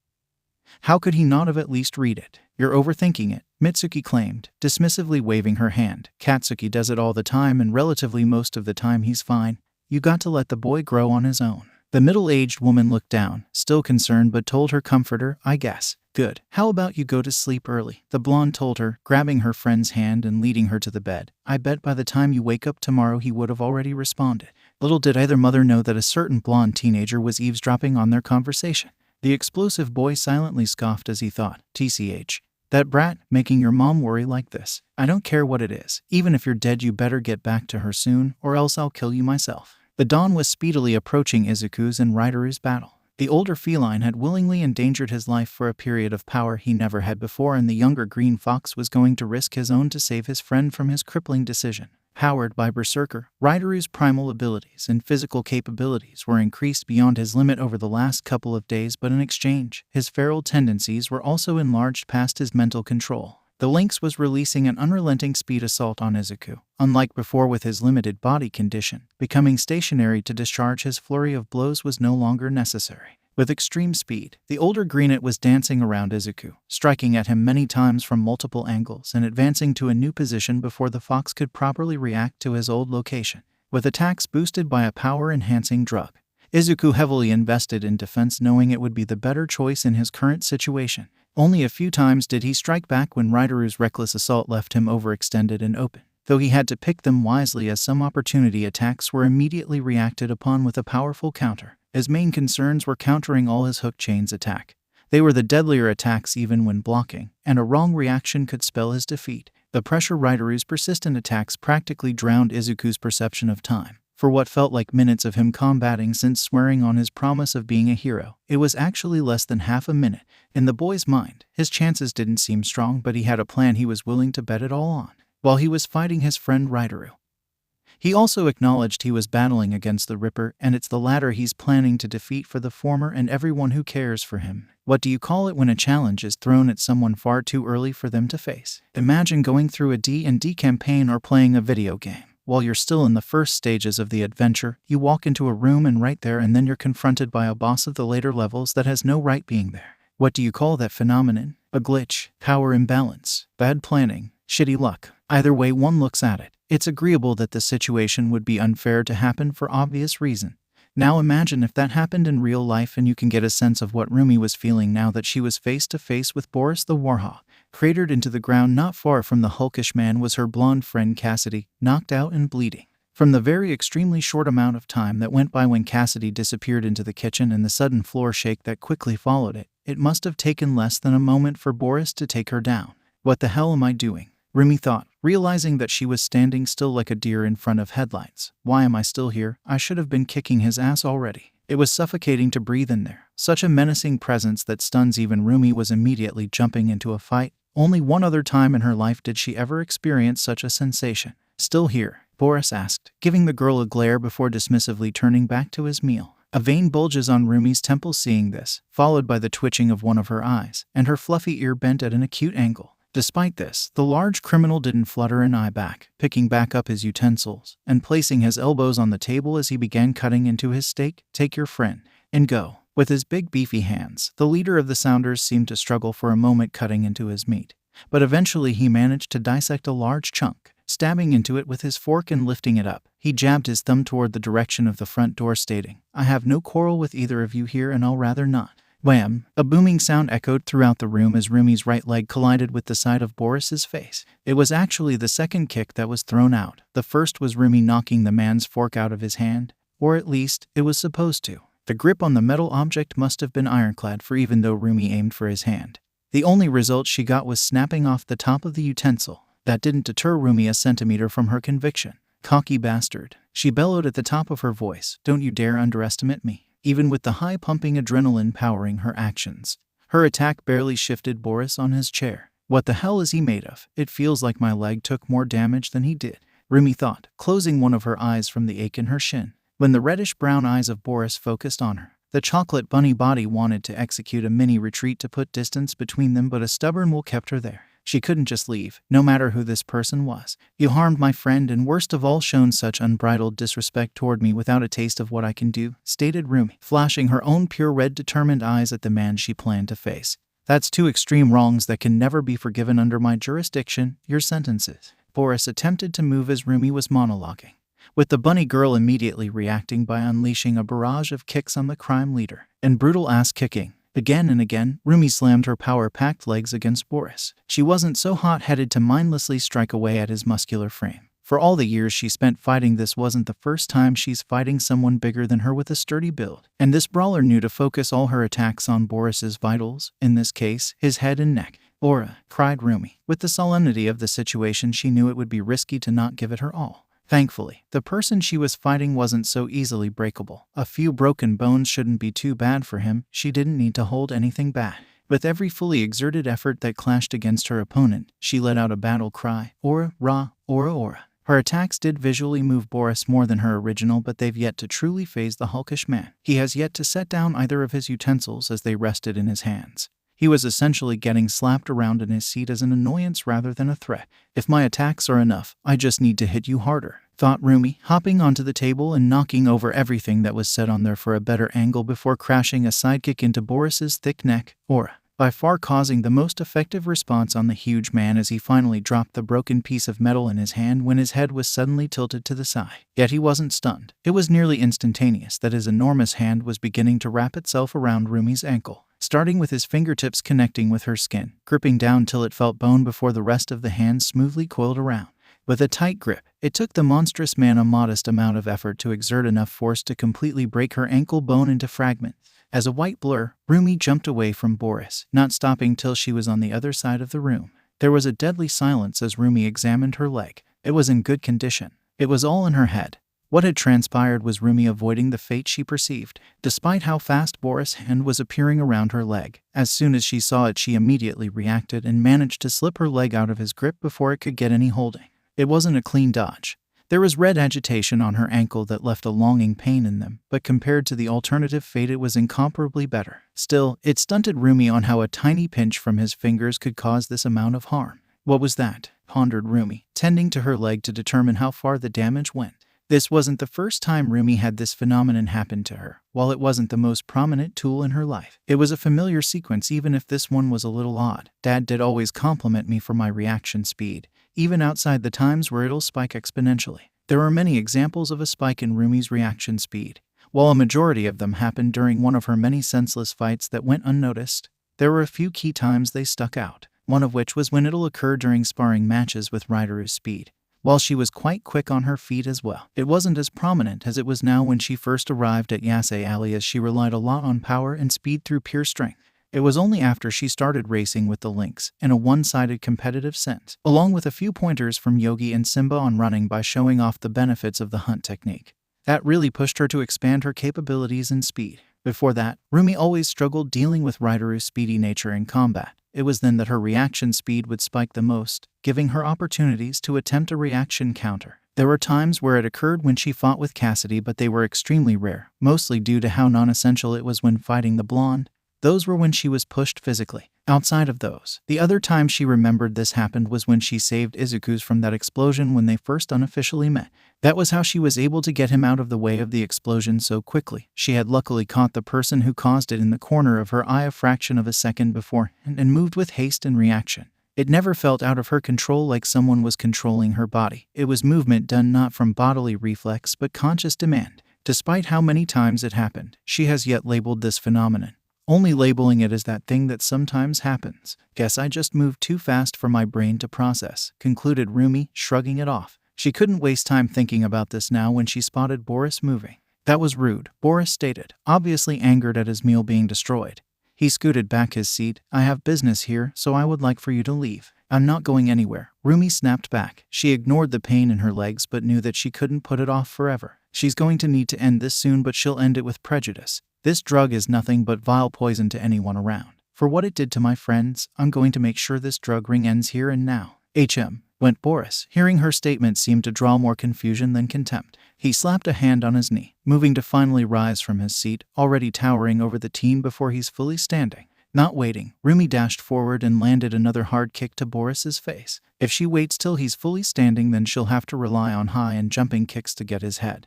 putting her at positional disadvantage. She followed up her attack with another strike to Boris's neck, making the monstrous man seemingly lowering down from the head. "Yes, my attacks are getting strong enough to phase him," cheered Roomy, a cocky smirk appearing as she prepared another. "My legs are starting to hurt a bit less hitting him as well. If I keep aiming for his head, he'll eventually." Her small semblance of victory was cut short. What seemed like Boris lowering down from damage was actually him getting low enough for his hand to dig itself into the ground. With a grand show of strength, he practically ripped the ground up and tossed it out from under her, tripping her up and sending her into a short free fall where she couldn't jump away. Trapped and now suspended in air, she was practically helpless as Boris cranked back an open palm hand. What could she do? The question flooded her mind, repeating over 1,000 times but never getting an answer. While he didn't look like it, the crime leader had quickly countered a fighter like herself whose speed outdid his own. Almost masterly rendered her into a position where she could do nothing against his upcoming attack to completely outpower her.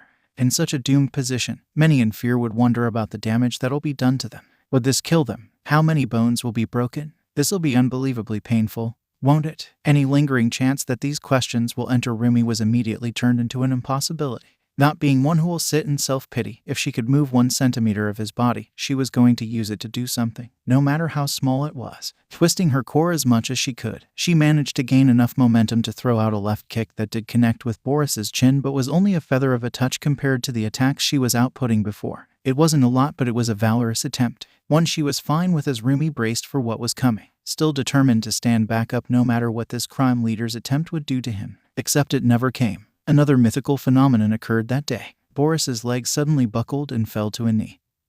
He dropped so fast that the ground cracked where his knee landed. His attack was stopped. Not knowing what happened, the ever-opportunist Roomy took the opening she was just blessed with. "I'm not one for religion, but bird Jesus or whoever it was. Thank you kindly," Roomy thought, feeling that maybe her father had a point after all with all his worship and talk of fate. She quickly recovered, gaining a footing on the ground. Without a wasted second, Roomy struck Boris's chin with an upward kick. "I think I got his chin before. I don't remember hitting it that hard, but I'm not complaining. He must have a glass jaw or something." Ironic. Star drop. With her front already lifted high into the air from her previous attack, she brought it crashing down, lowering the boar's head down with an axe kick, making the once hulkish man stare at the ground, following it up by flipping and performing an axle kick to the back of his lowered head. Luna arc. Not done yet. She stood on the muscular man's head to keep it down before using the massive amount of power in her leg to deliver a clean downward blow. Luna fall. A boom echoed throughout the kitchen as the attack collided with the back of Boris's head, making it bounce from the force against the body that was keeping it up. This time Roomy didn't celebrate a victory too quickly as she flipped away when Boris' hand reached up to grab her, landing away from him and panting. That had to at least shake him up, Roomy thought. Her breathing was getting a bit heavy. Those were some of my best attacks in terms of pure strength.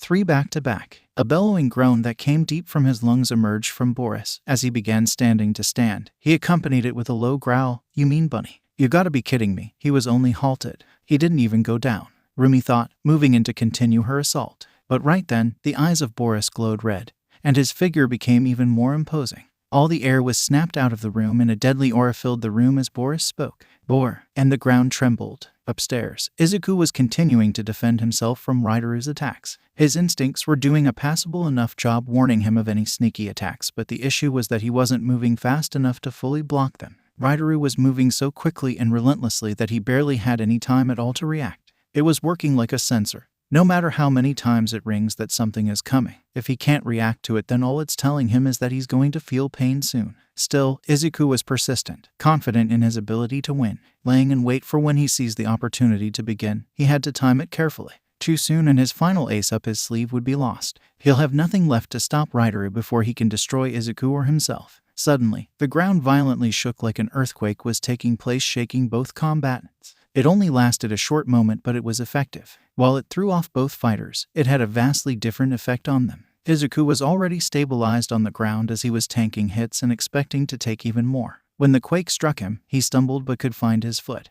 On the other side, Ryder in his berserk state had forsaken any of the grace or dexterity he was praised for. Was caught completely off guard by the sudden quake and his balance was thrown off. While Izuku saw this, something had grabbed his worry. While the ground shook, Izuku felt from below a menacing presence. His sight had darkened and the rare black words had appeared once again. Death. Unlike last time, these bolden words were less transparent, being more visualized in front of him, an indicator that the danger was much closer than last time. What was going on downstairs? What kind of threat did the girls encounter? Are they okay? 3 questions flashed in Izuku's mind. Worry, doubts, anxiety, and fear all filled his stomach. While he's up here fighting, something terrible could be going on below.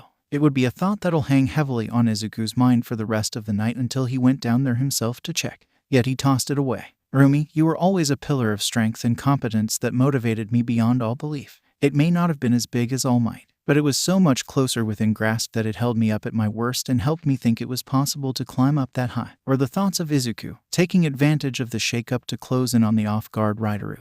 Whatever it is down there, I'm trusting that you'll be able to handle it. The green fox brought out his black whip and, like he was taught, used it to wrap up his arms together. In return, pulling the lynx forward to send him tumbling forward to the ground.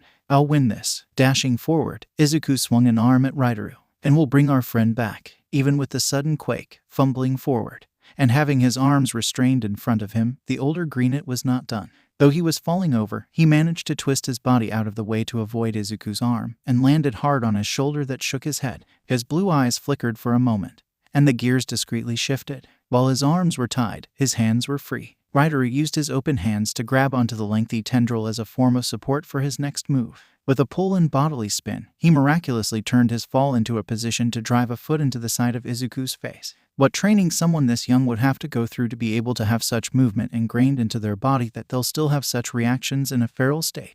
It's pure madness. Yet, through all that madness, a green fox pushed on. While the kick was strong, the missing class truly showed through. Izuku reached out and grabbed his true target, the lynx's other leg, which was left wide open. He grabbed it tightly, not letting go even as Ryder tried to pull it free of his clutches. This wasn't the way he thought it'll come, but he wasn't going to waste it. No matter how it came, he was going to appreciate his fortunate moments. While Ryder was kicking at him to get free, Izuku brought down his free elbow onto Ryder's knee. A surge of pain electrified Ryder as he let out a cry from the agony. Again his eyes flickered. Payback to what Lynx did to him earlier. This should level the playing field. Now it'll be difficult for either of us when we move. Izuku zipped away right as Ryder slashed at him with his hook, putting distance between them once again. It wasn't the end of the battle as Ryder was still able to get back up, expressing more vicious aggravation than joyous madness. But it brought things one step closer to the eventual climax. It's time I start winning this, declared Izuku, rushing into battle. Barely 25 seconds had passed since his sworn promise. I'm on the ground, thought Roomy, bewildered to the reality she was in. The bunny doesn't even know when she got there. The last couple of moments had blacked out on her. Now she, the ever-pride brawler, was sitting flat on her thick ass, stunned and shaking. The hell, why am I shaking? Despite her efforts to stop, she couldn't. It was a chill that ran deep into her bone, and it was making her shiver uncontrollably, similar to a child who forgot their coat during winter. This was bizarre, unnatural, supernatural to say the least. Miruko the White Whirlwind, shaking on the ground. Nezu has been raising her since childhood, yet even he wouldn't believe it if he was told the first time around. What happened? As the long shadow of a man enveloped over Roomy, she regained some of the context of her situation. She was unharmed, didn't take any blow or attack. What caused her to collapse was the presence Boris gave off for that mere instant.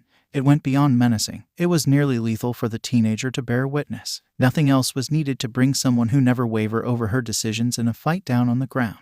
Boris stepped over, stopping only a large step away from Roomy. His energous hands bent down into view of Roomy and gestured a finger pointing up, signaling for her to look up at him. The still fear-stricken Roomy drew her eyes up, staring at this lethal man, face to face. The crime leader spoke, in a calm but stern voice. So, what will you do now, bunny? Roomy still hasn't stopped shaking. Her palms are sweaty, knee weak, and arms are heavy. Her mind was a blizzard of emotions and thoughts that all combined into a messy void of nothingness. This was fear, true fear, terrifying but not unfamiliar to anyone, not even Roomy. There was a tiny silent voice that cried that the bunny should hop as far away as possible and hide in the first hole she found. With every second Boris stood in front of her, that voice grew louder till it was practically screaming blood-a-murder. Yet, something even bigger than that voice dedicated her action. With shaky hands that couldn't hold chopsticks, Roomy lifted herself off the ground. Her quivering knees made it difficult, but slowly she got back up. Utterly terrified, she stood in front of the opponent who had not just strength, but power far beyond her own. Despite the bunny's effort, she couldn't even put on a threatening front. Top to bottom, the bunny's body was shaking, and her face expressed a fusion of aggression but fright. Even her teeth were chattering, but in her red eyes was something different, and that helped her stare back at the abyss of strength in front of her. Still here, in such a pathetic state? Boris asked, slightly tilting his head as he glared down at her. Why? It was suffocating just standing there, and there was no air in Roomy's lung to speak. Her heart was racing, pounding believably in her chest. Yet, she exerted an answer. There are 2 people, fighting with their life on the line upstairs. They're some of the closest friends. No people to me, to my life and who I am. Do you know how effing shameful it'll be if I just ran away? After everything everyone was putting into this, death would be preferable. Mountains upon mountains were climbs as Roomy shifted her body forward, taking the tiniest step forward, and let out a shout, because I'll never be able to face any one of them again if I ran away. Valiant words from someone who held no power in this fight. That brought a tiny soft smile on Boris' face. Funny, huh, was Roomy's reaction, seeing the scarred face of Boris smile. That fried her brain worse than any physical attack he could have done. To get her attention back, Boris snapped, saying, "Hey, you mentioned something about poison." "What? Poison? You mentioned the drug ring and poison." Ooh, stammered Roomy. She was so worked up it was hard to think. Yeah, the berserkers, they're quite poisonous to basically everyone. Even the people they're made for. Boris leaned a bit forward. "Do you lie?" "No." Boris crossed his arms. "How are you sure?" Roomy awkwardly looked away before answering. "Well, don't tell anyone this, but my dad is quite involved in the case, especially after I was hurt by a friend who took it. He gets more exclusive information than the public and even some normal investigators on the case. I snuck into his office and read some of his files after overhearing him talking about it with his friend, and they confirmed it was poisonous." "Well, yes, if you don't have an animal quirk, berserkers are extremely harmful to the body. Even then, it seems a few animal quirk users heavily reject the stuff. Many people have been sent to the hospital to have their stomach pumped to get rid of the stuff. The few who have taken and not of their body rejected aren't exactly in the best condition after either experiencing side effect aftershocks for a few days." "HPM." That was all Boris responded with, putting a hand on his chin. Just then, someone entered from the back door in the kitchen. It was one of Simba's minions, with a jackal quirk, and he was holding a bottle of steak sauce. There was a brief moment where no one moved, and the minion looked between the two. When it looked as though the minion was about to act, when suddenly a chair crashed into him, sending him flying into the wall and knocking him out. Boris dusted off his hands and without another word walked over to Cassidy to pick her up with a single hand. Hey, Roomy called out. "What are you doing?" "I'm taking her," the brutish man casually replied. "Over my dead body," Roomy declared, though her body didn't move from that stop. "You're not taking her anymore, you pig." "Mean bunny," Boris grumbled to himself, displeased by her choice of words. "I'm going to get her wounds tended to."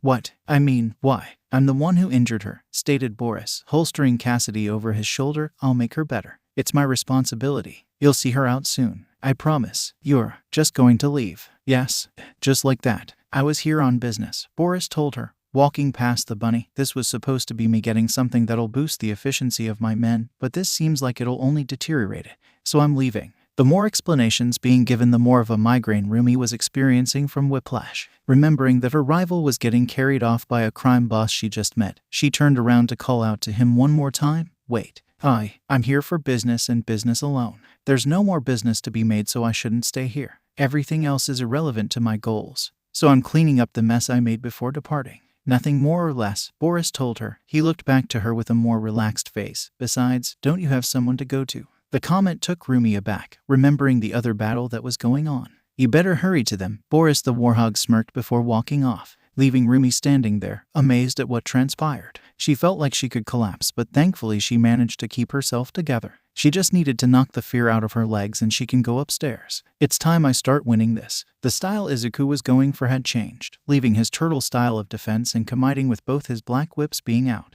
His posture was more relaxed than before, taking a battle stance that lacked the energy of life. However odd it was, Ryder didn't take much notice of it, dashing in, attempting to claw at Izuku. This was sidestepped by Izuku, dodging it with a small amount of movement. Back to back, Izuku continued this method of dodging. The injury he implanted on Ryder's leg was definitely showing. The lynx's movement was drastically restricted.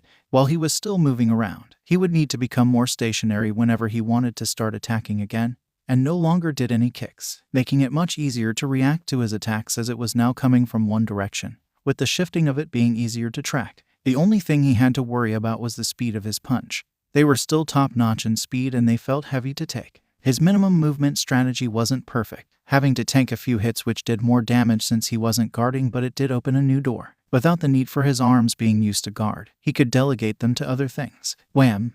A short pause occurred. Ryder felt extreme pain to his cheek, wondering when he got hit. He shook off the thought before continuing his assault, reeling back his fist for a punch. This was avoided like the last, and once again, Ryder felt pain across his face, knowing what it was this time. A counter. After dodging with minimum movement to keep close distance, Izuku would counter with a strike. Being his second time around, Izuku was able to fully go through with his move. He wasn't doing a simple punch but a fully on counter action. The green fox had placed a foot behind Ryder's stationary leg that was supporting him, using the force of his strike to knock the lynx back to trip him over his leg, sending him crashing to the ground.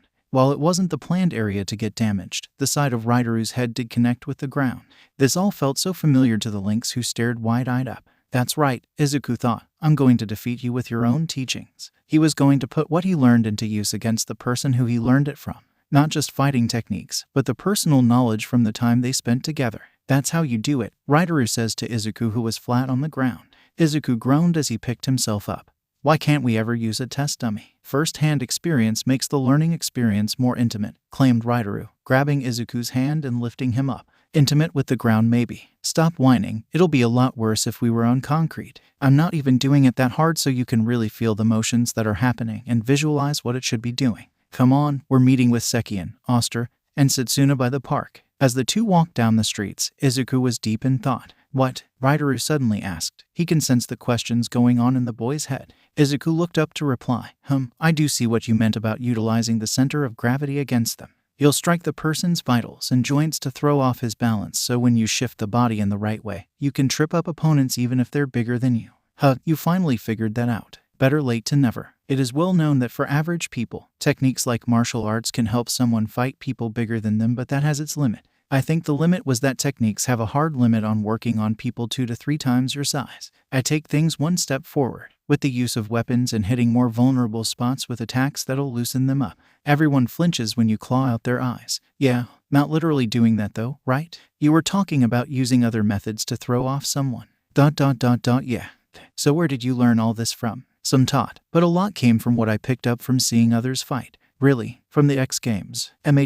Afterwards, I would go to my personal place and visualize what I saw. Afterwards, it's just a bunch of practice and analyzing to see what can work for me. That kinda sounds like those kids who practice moves they see in anime in real life. You must have spent hours rewatching video footage. I would like to see some of what you recorded. I never mentioned recording anything. Not sure you noticed, but this place is a bit punkish. I don't have the money to be constantly buying electronics, and it's for the best considering how easily it'll be broken in a place like this. Then what did you use? My eyes. They pick up on things quite well, don't you think? Oh yeah, Simba did mention that lynx have great eyesight. When I say I see things that many don't, I mean it literally. These eyes of mine can see things in great details, making even the subtlest be blunt obvious, as long as I don't ignore it. I combine what I see with the knowledge I know, allowing me to comprehend certain signs that many might miss. It's how I saw the dumb love feud I was roped into between you and Roomy weeks ahead. You two were a disaster waiting to happen. Wow, that's a wait what? You've thrown away the very principle of your being,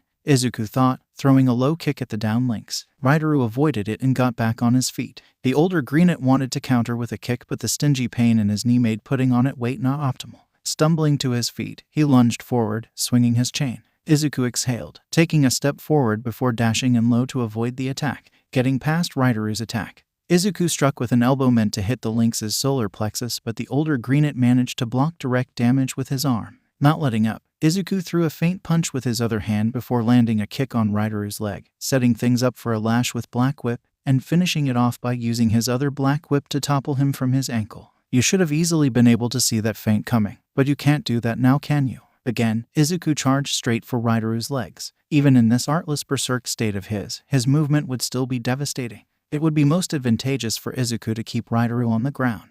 But the lynx wouldn't just give it to him, planting a foot against Izuku's face to halt him. Pushing through the pain, Izuku repeated his action and went straight for Ryder's other leg, but lessons were learned.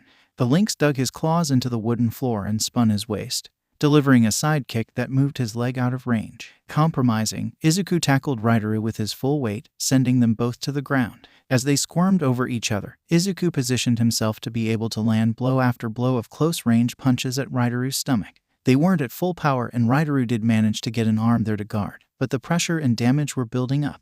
Izuku pulled back when Ryder aimed for his eyes with his other hand before immediately going on the offensive again.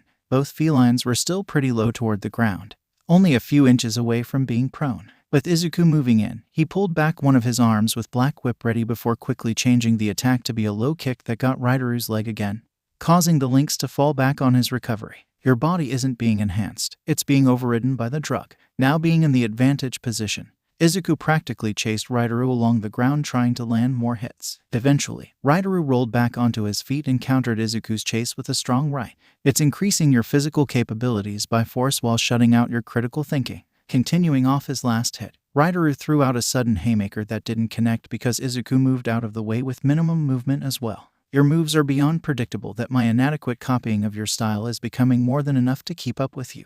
With the distance closed, Izuku couldn't throw any strong attacks. Instead, he grabbed Ryderu's shirt. You weren't made to fight like this. Pulling with great strength, Izuku threw Ryderu down, sending him crashing to the ground. Dexterity, smart thinking, anticipation, patience, and observation. That's the way you've fought before and that's how you've faced the world. I'll personally remind you of that, shouted Izuku. Ryderu had recovered much quicker than expected. Springing onto his foot, he shot out his hook chains and they latched onto Izuku's shoulder, jerking them down to send Izuku face planting into the floor and not waiting a second before viciously pouncing toward the fox. Izuku swiftly rolled onto his back to avoid the initial pounce and prepared for the second one that did come.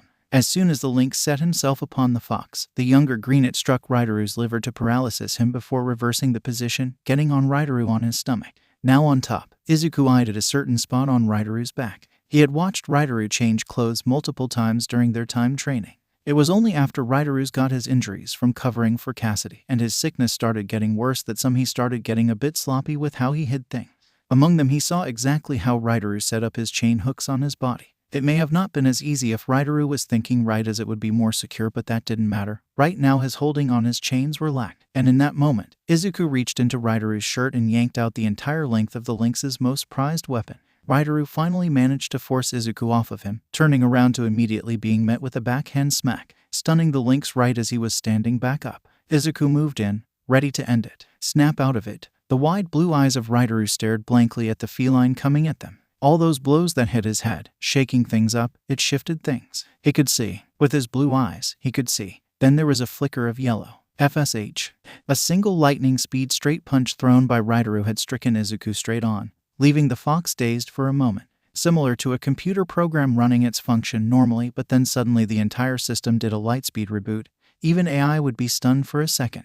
That was what Ryderu needed, using Izuku forward momentum against the fox, going low and using his body as a speed bump to stumble Izuku over him into an ideal position, grabbing onto Izuku and brutally slamming the fox onto the floor that the boy bounced off the wooden boards. Those movements, thought Izuku, hanging on consciousness. He took a lot of damage from that slam and he didn't guard against it properly due to how sudden it was. The fox never expected a move like that to be brought out now in the state Ryderu was in. Those were peak him. Is he getting back his thinking? The arms of Izuku were shaking as he struggled to get back up. The shock his body experienced reminded it of all the damage they took. This was the worst time for this, considering the worst possibility. Am I going to have to fight a conscious Ryderu in this powered state? Panting, Ryderu tensed up his legs while turning around to build up power, preparing for another pounce. About to lunge himself forward, the Lynx let out a mighty roar. R-A-A-A-A-A-W-R. Crack, crack, crack, crack. The curtain call rang out in the room. Ryderu collapsed onto a knee, sharing the same amount of shock on his face that Izuku had on. They were both panting heavily from their tiresome battle. The Lynx looked back and saw the condition of his leg, seeing how the knee was bending in a slightly unnatural way. At first, Ryderu expressed a face of pain and agony looking at his leg. It gradually and excruciatingly contorted into a smile filled with frustration, but acceptance. He could only softly comment about the situation. So, that's it, huh? The Lynx felt around his leg, seeing if he could even move it. It wasn't just my knee. 2 of my toes are broken.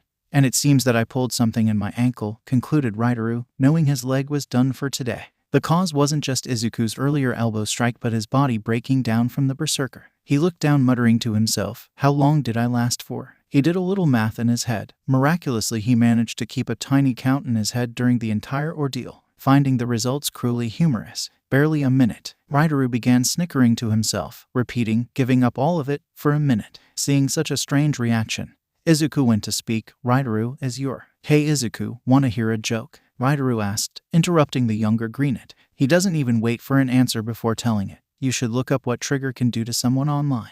You wouldn't believe what a regular dose can do for someone with a garbage-ass quirk. In some cases, it could turn a mundane man into a hulking beast. Yet, I took something modified from my quirk for Ilaga's. What I got. Lifting up his hand, he forced his body to produce 3 shards of glass. They were significantly bigger than they were before, but it was a low bar to pass, no longer being as small as grains of sand but the size of a half-broken toothpick. It'll be almost insulting to call it progress. Ryder tossed them in front of Izuku to show him. Was that? Laughed Ryder. I super-juiced myself, willing to die, only to be able to do that for a single minute. Ain't that a riot? Iwahaha. It befuddled Izuku, seeing Ryder laugh like a hyena. When Ryder finally started calming down, he said, "Oh world, there are easier ways to say you hated me." As the lynx spoke those words, more blood began leaking out of both his ears and nostrils, covered his mouth with his arms as he haggardly coughed, sounding tremendously worse than before. Catching his breath, Izuku stumbled over. "Come on, Ryder, we have to get you to the hospital. You need to get some help." Ryder raised up a hand to halt Izuku and shook his head, telling him, "No, this is probably for the best. I can't stop you anymore anyways, but if you come within my range I will attack you. You're better off moving on." "What are you talking about? That berserker you took is obviously killing you. We need to get it out of your system. I'm going to bring you back to Roomy alive. It doesn't matter, whether I die today or not. Nothing will change." "Ryder, don't say that. But it's true. I've been putting it off for the last couple of months." "No, honestly this was a fact for years. I've just been denying it," Ryder mumbled, panting as he stared at the floorboard. Echoes of the past ringed in his ear. He remembered being in the office of some guy who practiced medicine. He was getting his eye patched up after the incident that occurred earlier. To this day he had no idea if this person ever even went to medical school. All the lynx remembered was the smell of smoke and aftershave. On top of that, this person used some weird quirk to examine his body with his low-tech equipment. This didn't take place at a hospital. Rather, it was because his parents couldn't afford to, or to avoid questioning on how a child nearly had his eye gouged out with glasses up in the air. What truly stuck was what was said. "Give it a few days and we'll check to see how your eye is doing. What I'm more interested in is what's inside of you. It seems like you've been infected with something." A few days went by and Ryder went to get a checkup, accompanied by his mom. The doctor gave him an update. "I expect it to be some form of COPD or pneumonia since it's affecting your lungs, but I'm unsure what. You can try to get an actual hospital checkup, but I don't think even they'll give you an answer. This seems to be a special case. A mutation possibly. There have been studies to show that diseases can mutate or affect someone with specific kinds of quirks. Well, let's see what happens." Few weeks passed and another visit happened. This time Ryder went alone. "It does seem to be spreading, toward your heart to be exact. Intriguing. For me at least. Sorry I forgot you were here. All right, let's see if I got something that can help." Months passed. "Nope, nothing I got works and I'm tired of trying. Sorry kid. It'll take a few decades before it spreads to your heart if you stay healthy, so there's that. You'll be lucky if you get close to 50. Want a lollipop?" Bearing a smirk, Ryder says, "I'm living the life as a deadman." "Deadman," Izuku repeated, confused to where that term came from. All Ryder did was look toward the ground longingly. "What does that mean? Did he fake his death or something?" "Yeah, it seemed that I've been stripped of everything living has to offer," Ryder says, coughing once again. He relaxed his position. He knew he was going to be here for a while. The last thing was snatched away a while ago. "You were curious why me and Tsuyu never ended up dating, right?" Izuku nodded. When Ryder coughed again, Izuku wanted to move forward, but the lynx made it perfectly clear he meant it when he said he would attack if Izuku got in his range. "We were close to it, but that's when my reality took place. I'll skim on details. I hate overly long monologues. It's killer to my chest. Where to start? How about when Tsuyu moved away? I think I was still 12 while Tsuyu was 11. There they were. Tsuyu was in the car while Ryder was standing outside the window, chatting for what both of them thought might have been for the final time, for completely different reasons. I'm still unsure about leaving, Tsuyu says, leaning out the window. Don't be. There's not a lot here for you anyways. At least long-lasting, Ryder jokingly replied. But I'll miss you too. Keep your promise and try to make friends. I don't need you to tell me that. You're as friendless as I am. I have one that I've never met. Just because I have two friends doesn't mean I want them to meet. It's good to keep certain things separate. Whatever. Oh, I have a going-away present, Tsuyu said, reaching into her pocket. She brought out a yo-yo, the same one she had when they first started to meet. You really sneak attack me with this one, Ryder replied, looking at the gift. Now I don't have anything to give back. Wasn't expecting anything, to be honest. Screw you. Insulting the person leaving. How cruel. All right, I got something. I never did say my last name right. Nope. Honestly, I thought you might have been imaginary at first because of it. Perfect, Ryder said, leaning in to whisper his last name into Tsuyu's ear. Tsuyu pondered a bit before commenting, sounds foreign and hard to say. Now you know why I don't talk about it often, at least one of the reasons. So I'm not saying it again. Fine, I'm not going to forget it anyways. You better. I won't. Take care, okay, Ryder said. I can say the same to you, Tsuyu replied. Her face seemed to sadden. You've been looking pale for the last few days. I'm fine. You made me make a couple of promises. Time for you to do the same, Tsuyu told Ryder. At the last minute. Fine, what is it? While I'm away, you have to promise to take care of yourself. I'll do my best, Ryder shrugged. I'm serious, I'm worried. Fine, I'll take care of myself. So don't worry. A smile grew on Tsuyu's face. Good. How many years did it take before we saw each other again? I'm 17 right now, so. Holy crap. I'm only 17. Not the time for another existential crisis. Anyways, we spotted each other a few months before Roomy introduced you to us. Possibly a year. My head is a bit fuzzy on the details right now. I don't think either of us believe that we'll just run into each other on the streets one day by a music store. It took a bit of convincing.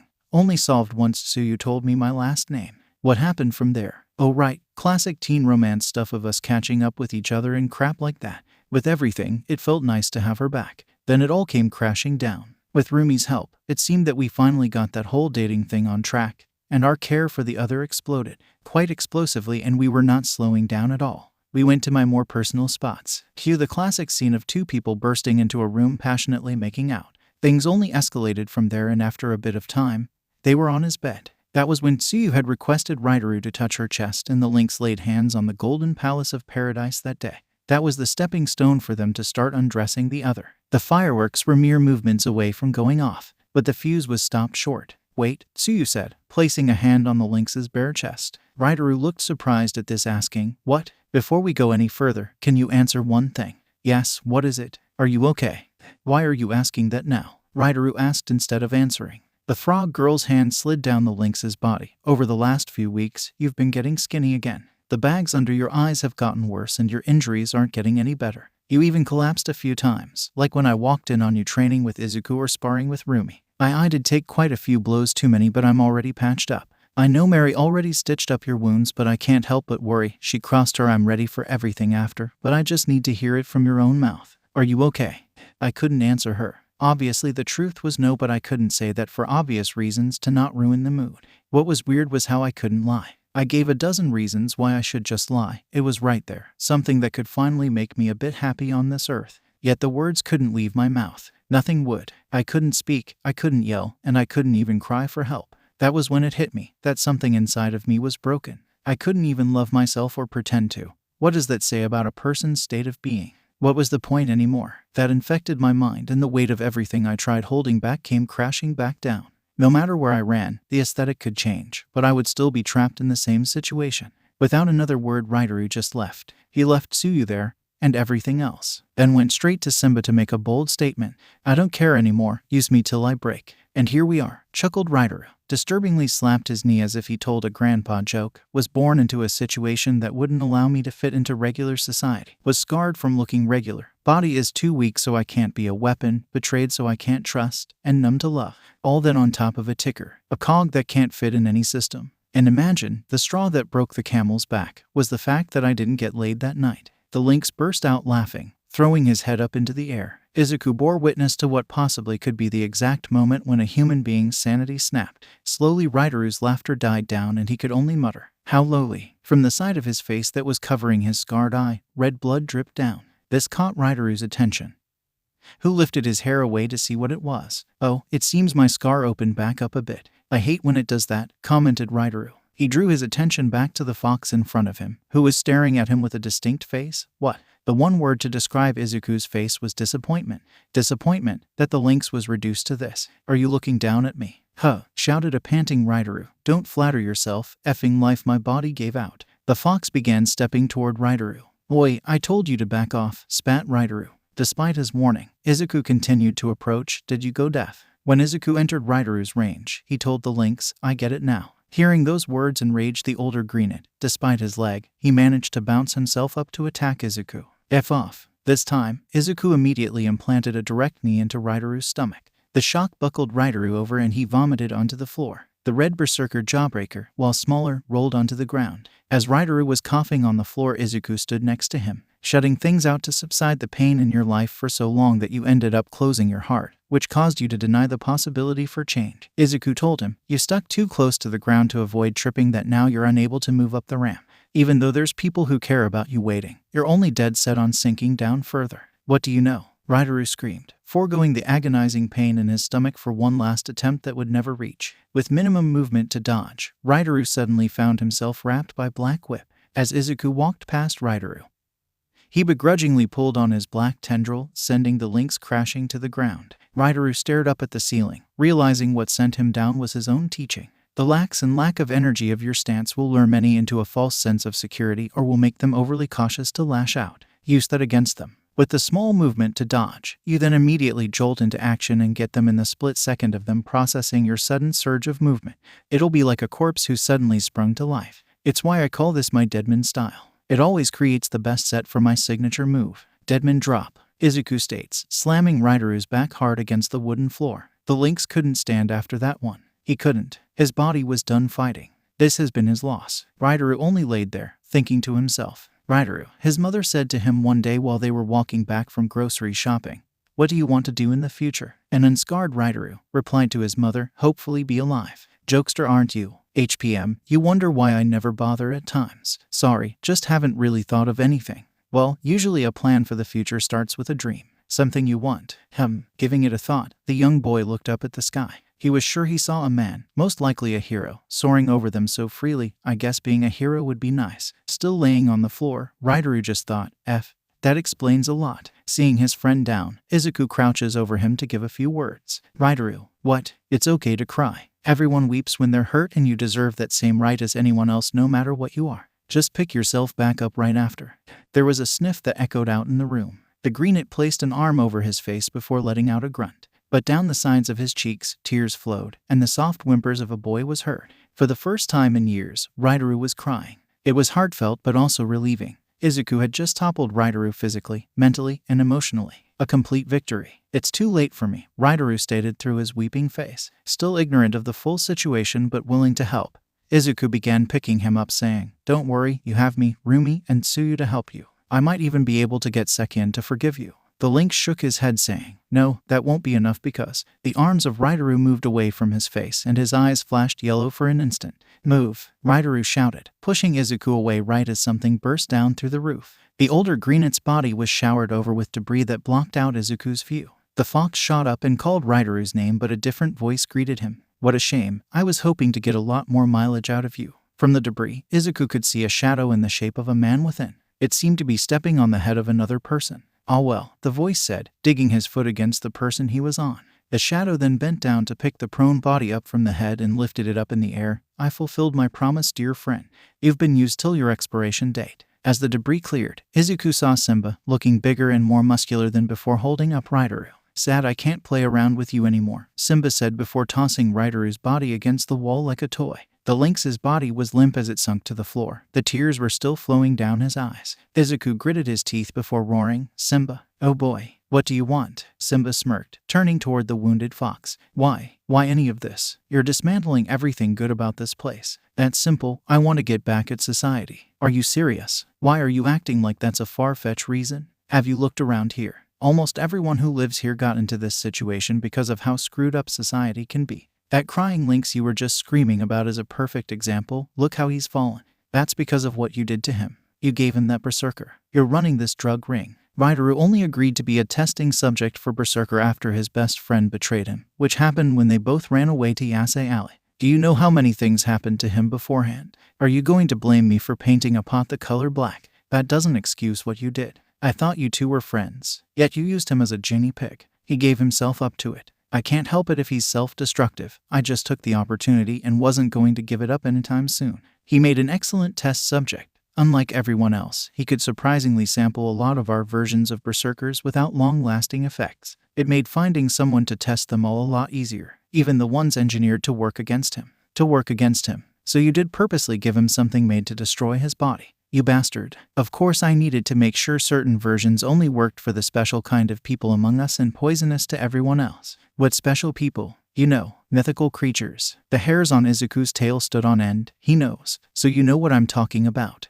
How are you? Yes, me and you aren't so different. Compared to everyone else, we're the most alike. Like everyone else of our kind, us mythical beings are constantly oppressed by this society, forced to live in secrecy while being abused. I don't know what you're talking about. Think about it. It's obvious we have so much more potential to be stronger than everyone else. You're a effing Kitsune. You ever read up about them? Yet somehow, we're the ones running around, keeping our identity secret. You don't think that's strange? We should be living proud of our extra power in public. Yet we're often made to think we're weak. Since there's no programs or teaching for us, our powers tend to grow slower than those with quirks. Izuku thought back to his own life. He had some of his Kitsune attributes since he was born. He found it weird how it would barely grow after that, even when his fox ears suddenly popped out. Simba took a step closer as he continued speaking. My father was no different, a greed-filled man. Because my abilities didn't grow as soon as he wanted, he tossed me aside and even disowned me as a son when I rebelled against him. It was only later I found out why he was so unfair to me.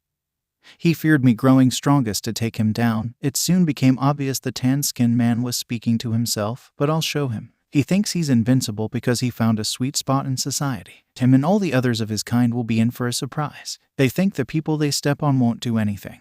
Let's see how they do when those same people suddenly punch back. Izuku didn't know what to say. Honestly, his head was spinning. It's been a long day. Join me, Izuku, Simba said, holding out a hand. I'll cultivate power from the underground to become just as powerful as the people who oppress us in society and trample them all down. I'll save our kind from this disgusting society. No, Izuku answered. Not to be rude, but a lot of what you're saying is making no sense to me right now, and I can't care to find out. You're a person who used and abused the friends you had for some power fever dream. Do you even feel bad about any of this? Sure I do, but we got to break a few eggs to make an omelet, Simba states. That's all I need to hear. You're no better than anyone you're talking about, and I'm no longer going to entertain your explanation. Izuku said, preparing himself for another fight. I need to get Ryder to a hospital and stop this madness. That's all that matters. For either of that to happen, you need to be stopped. Disappointing. I had so much to tell you. The Simba smirked down at him. Do you actually intend to fight me in that condition? You looked like a wounded puppy. That assessment wasn't wrong. Izuku's was still pretty banged up from his battle with Ryder. His leg could be a few steps away from ending up like Ryder's. Izuku knew that Ryder and Yogi were both considered to be better fighters than Simba if they fought with all their hearts. He was still in no condition for another actual fight. Simba Empole, the Lion King of the Jungle Quirk. Lion, Power 2, 5/5D+. Speed 3/5 of a degree Celsius. Technique 3/5 of a degree Celsius. Intelligence 3/5 of a degree Celsius. Cooperativeness 3/5 of a degree Celsius. Simba walked closer, with his stretched out, taunting the fox. What are you going to do? Izuku was stumped on actions. He was going to fight, but he wanted to find a smart way to fight, or else he would easily be defeated. That was when he heard something and an idea popped up. He only needed a minute. 1 minute to keep going. He got on all fours, taking the stance of a true predator, before dashing off. Hunt. The fox circled around Simba swiftly, trying to use his speed to keep his opponent at bay. It seemed that Simba wasn't taking him seriously, as he barely even kept up a guard. Simba only playfully swiped at the fox to keep Izuku on his toes. He knew that Izuku couldn't keep this up for long. It was all a front. Izuku counted on that, and before Simba realized it, his arms were bound to his body with black whip. It was then that Izuku stopped moving, haggardly panting. Moving the way he did had tired him out. Oh no, my arms are tied.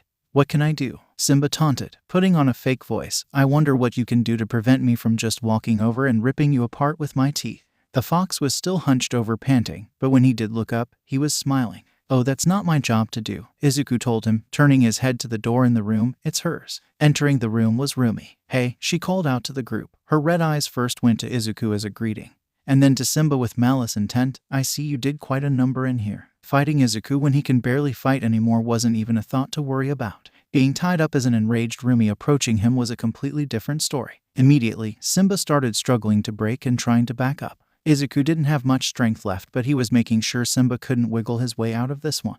Miruko, hey, let's talk about this, Simba says, sweating, trying to butter up the girl. The angered bunny was having none of it today. Roomy looked to the side and saw the sorry state Ryder's unconscious body was in. A flash of sadness appeared on her face before a burst of anger erupted. As she looked back to Simba, one of her eyes began twitching when multiple veins bulged on her head. She met Simba with a vicious grin. Oh ho, you've done so many unforgivable wrongs, Roomy said, stopping when she was right in front of the bound Simba. You know what that means. Your sentence is a good old ass kicking. Hearing those words sent shivers down Simba's spine, making him squirm in hopes of getting free to no avail. Wait, I surrender. Keep him right there, Izuku, Roomy tells the fox, taking a breath before readying herself. With a strong pivot, Roomy landed a heavy kick to Simba's body.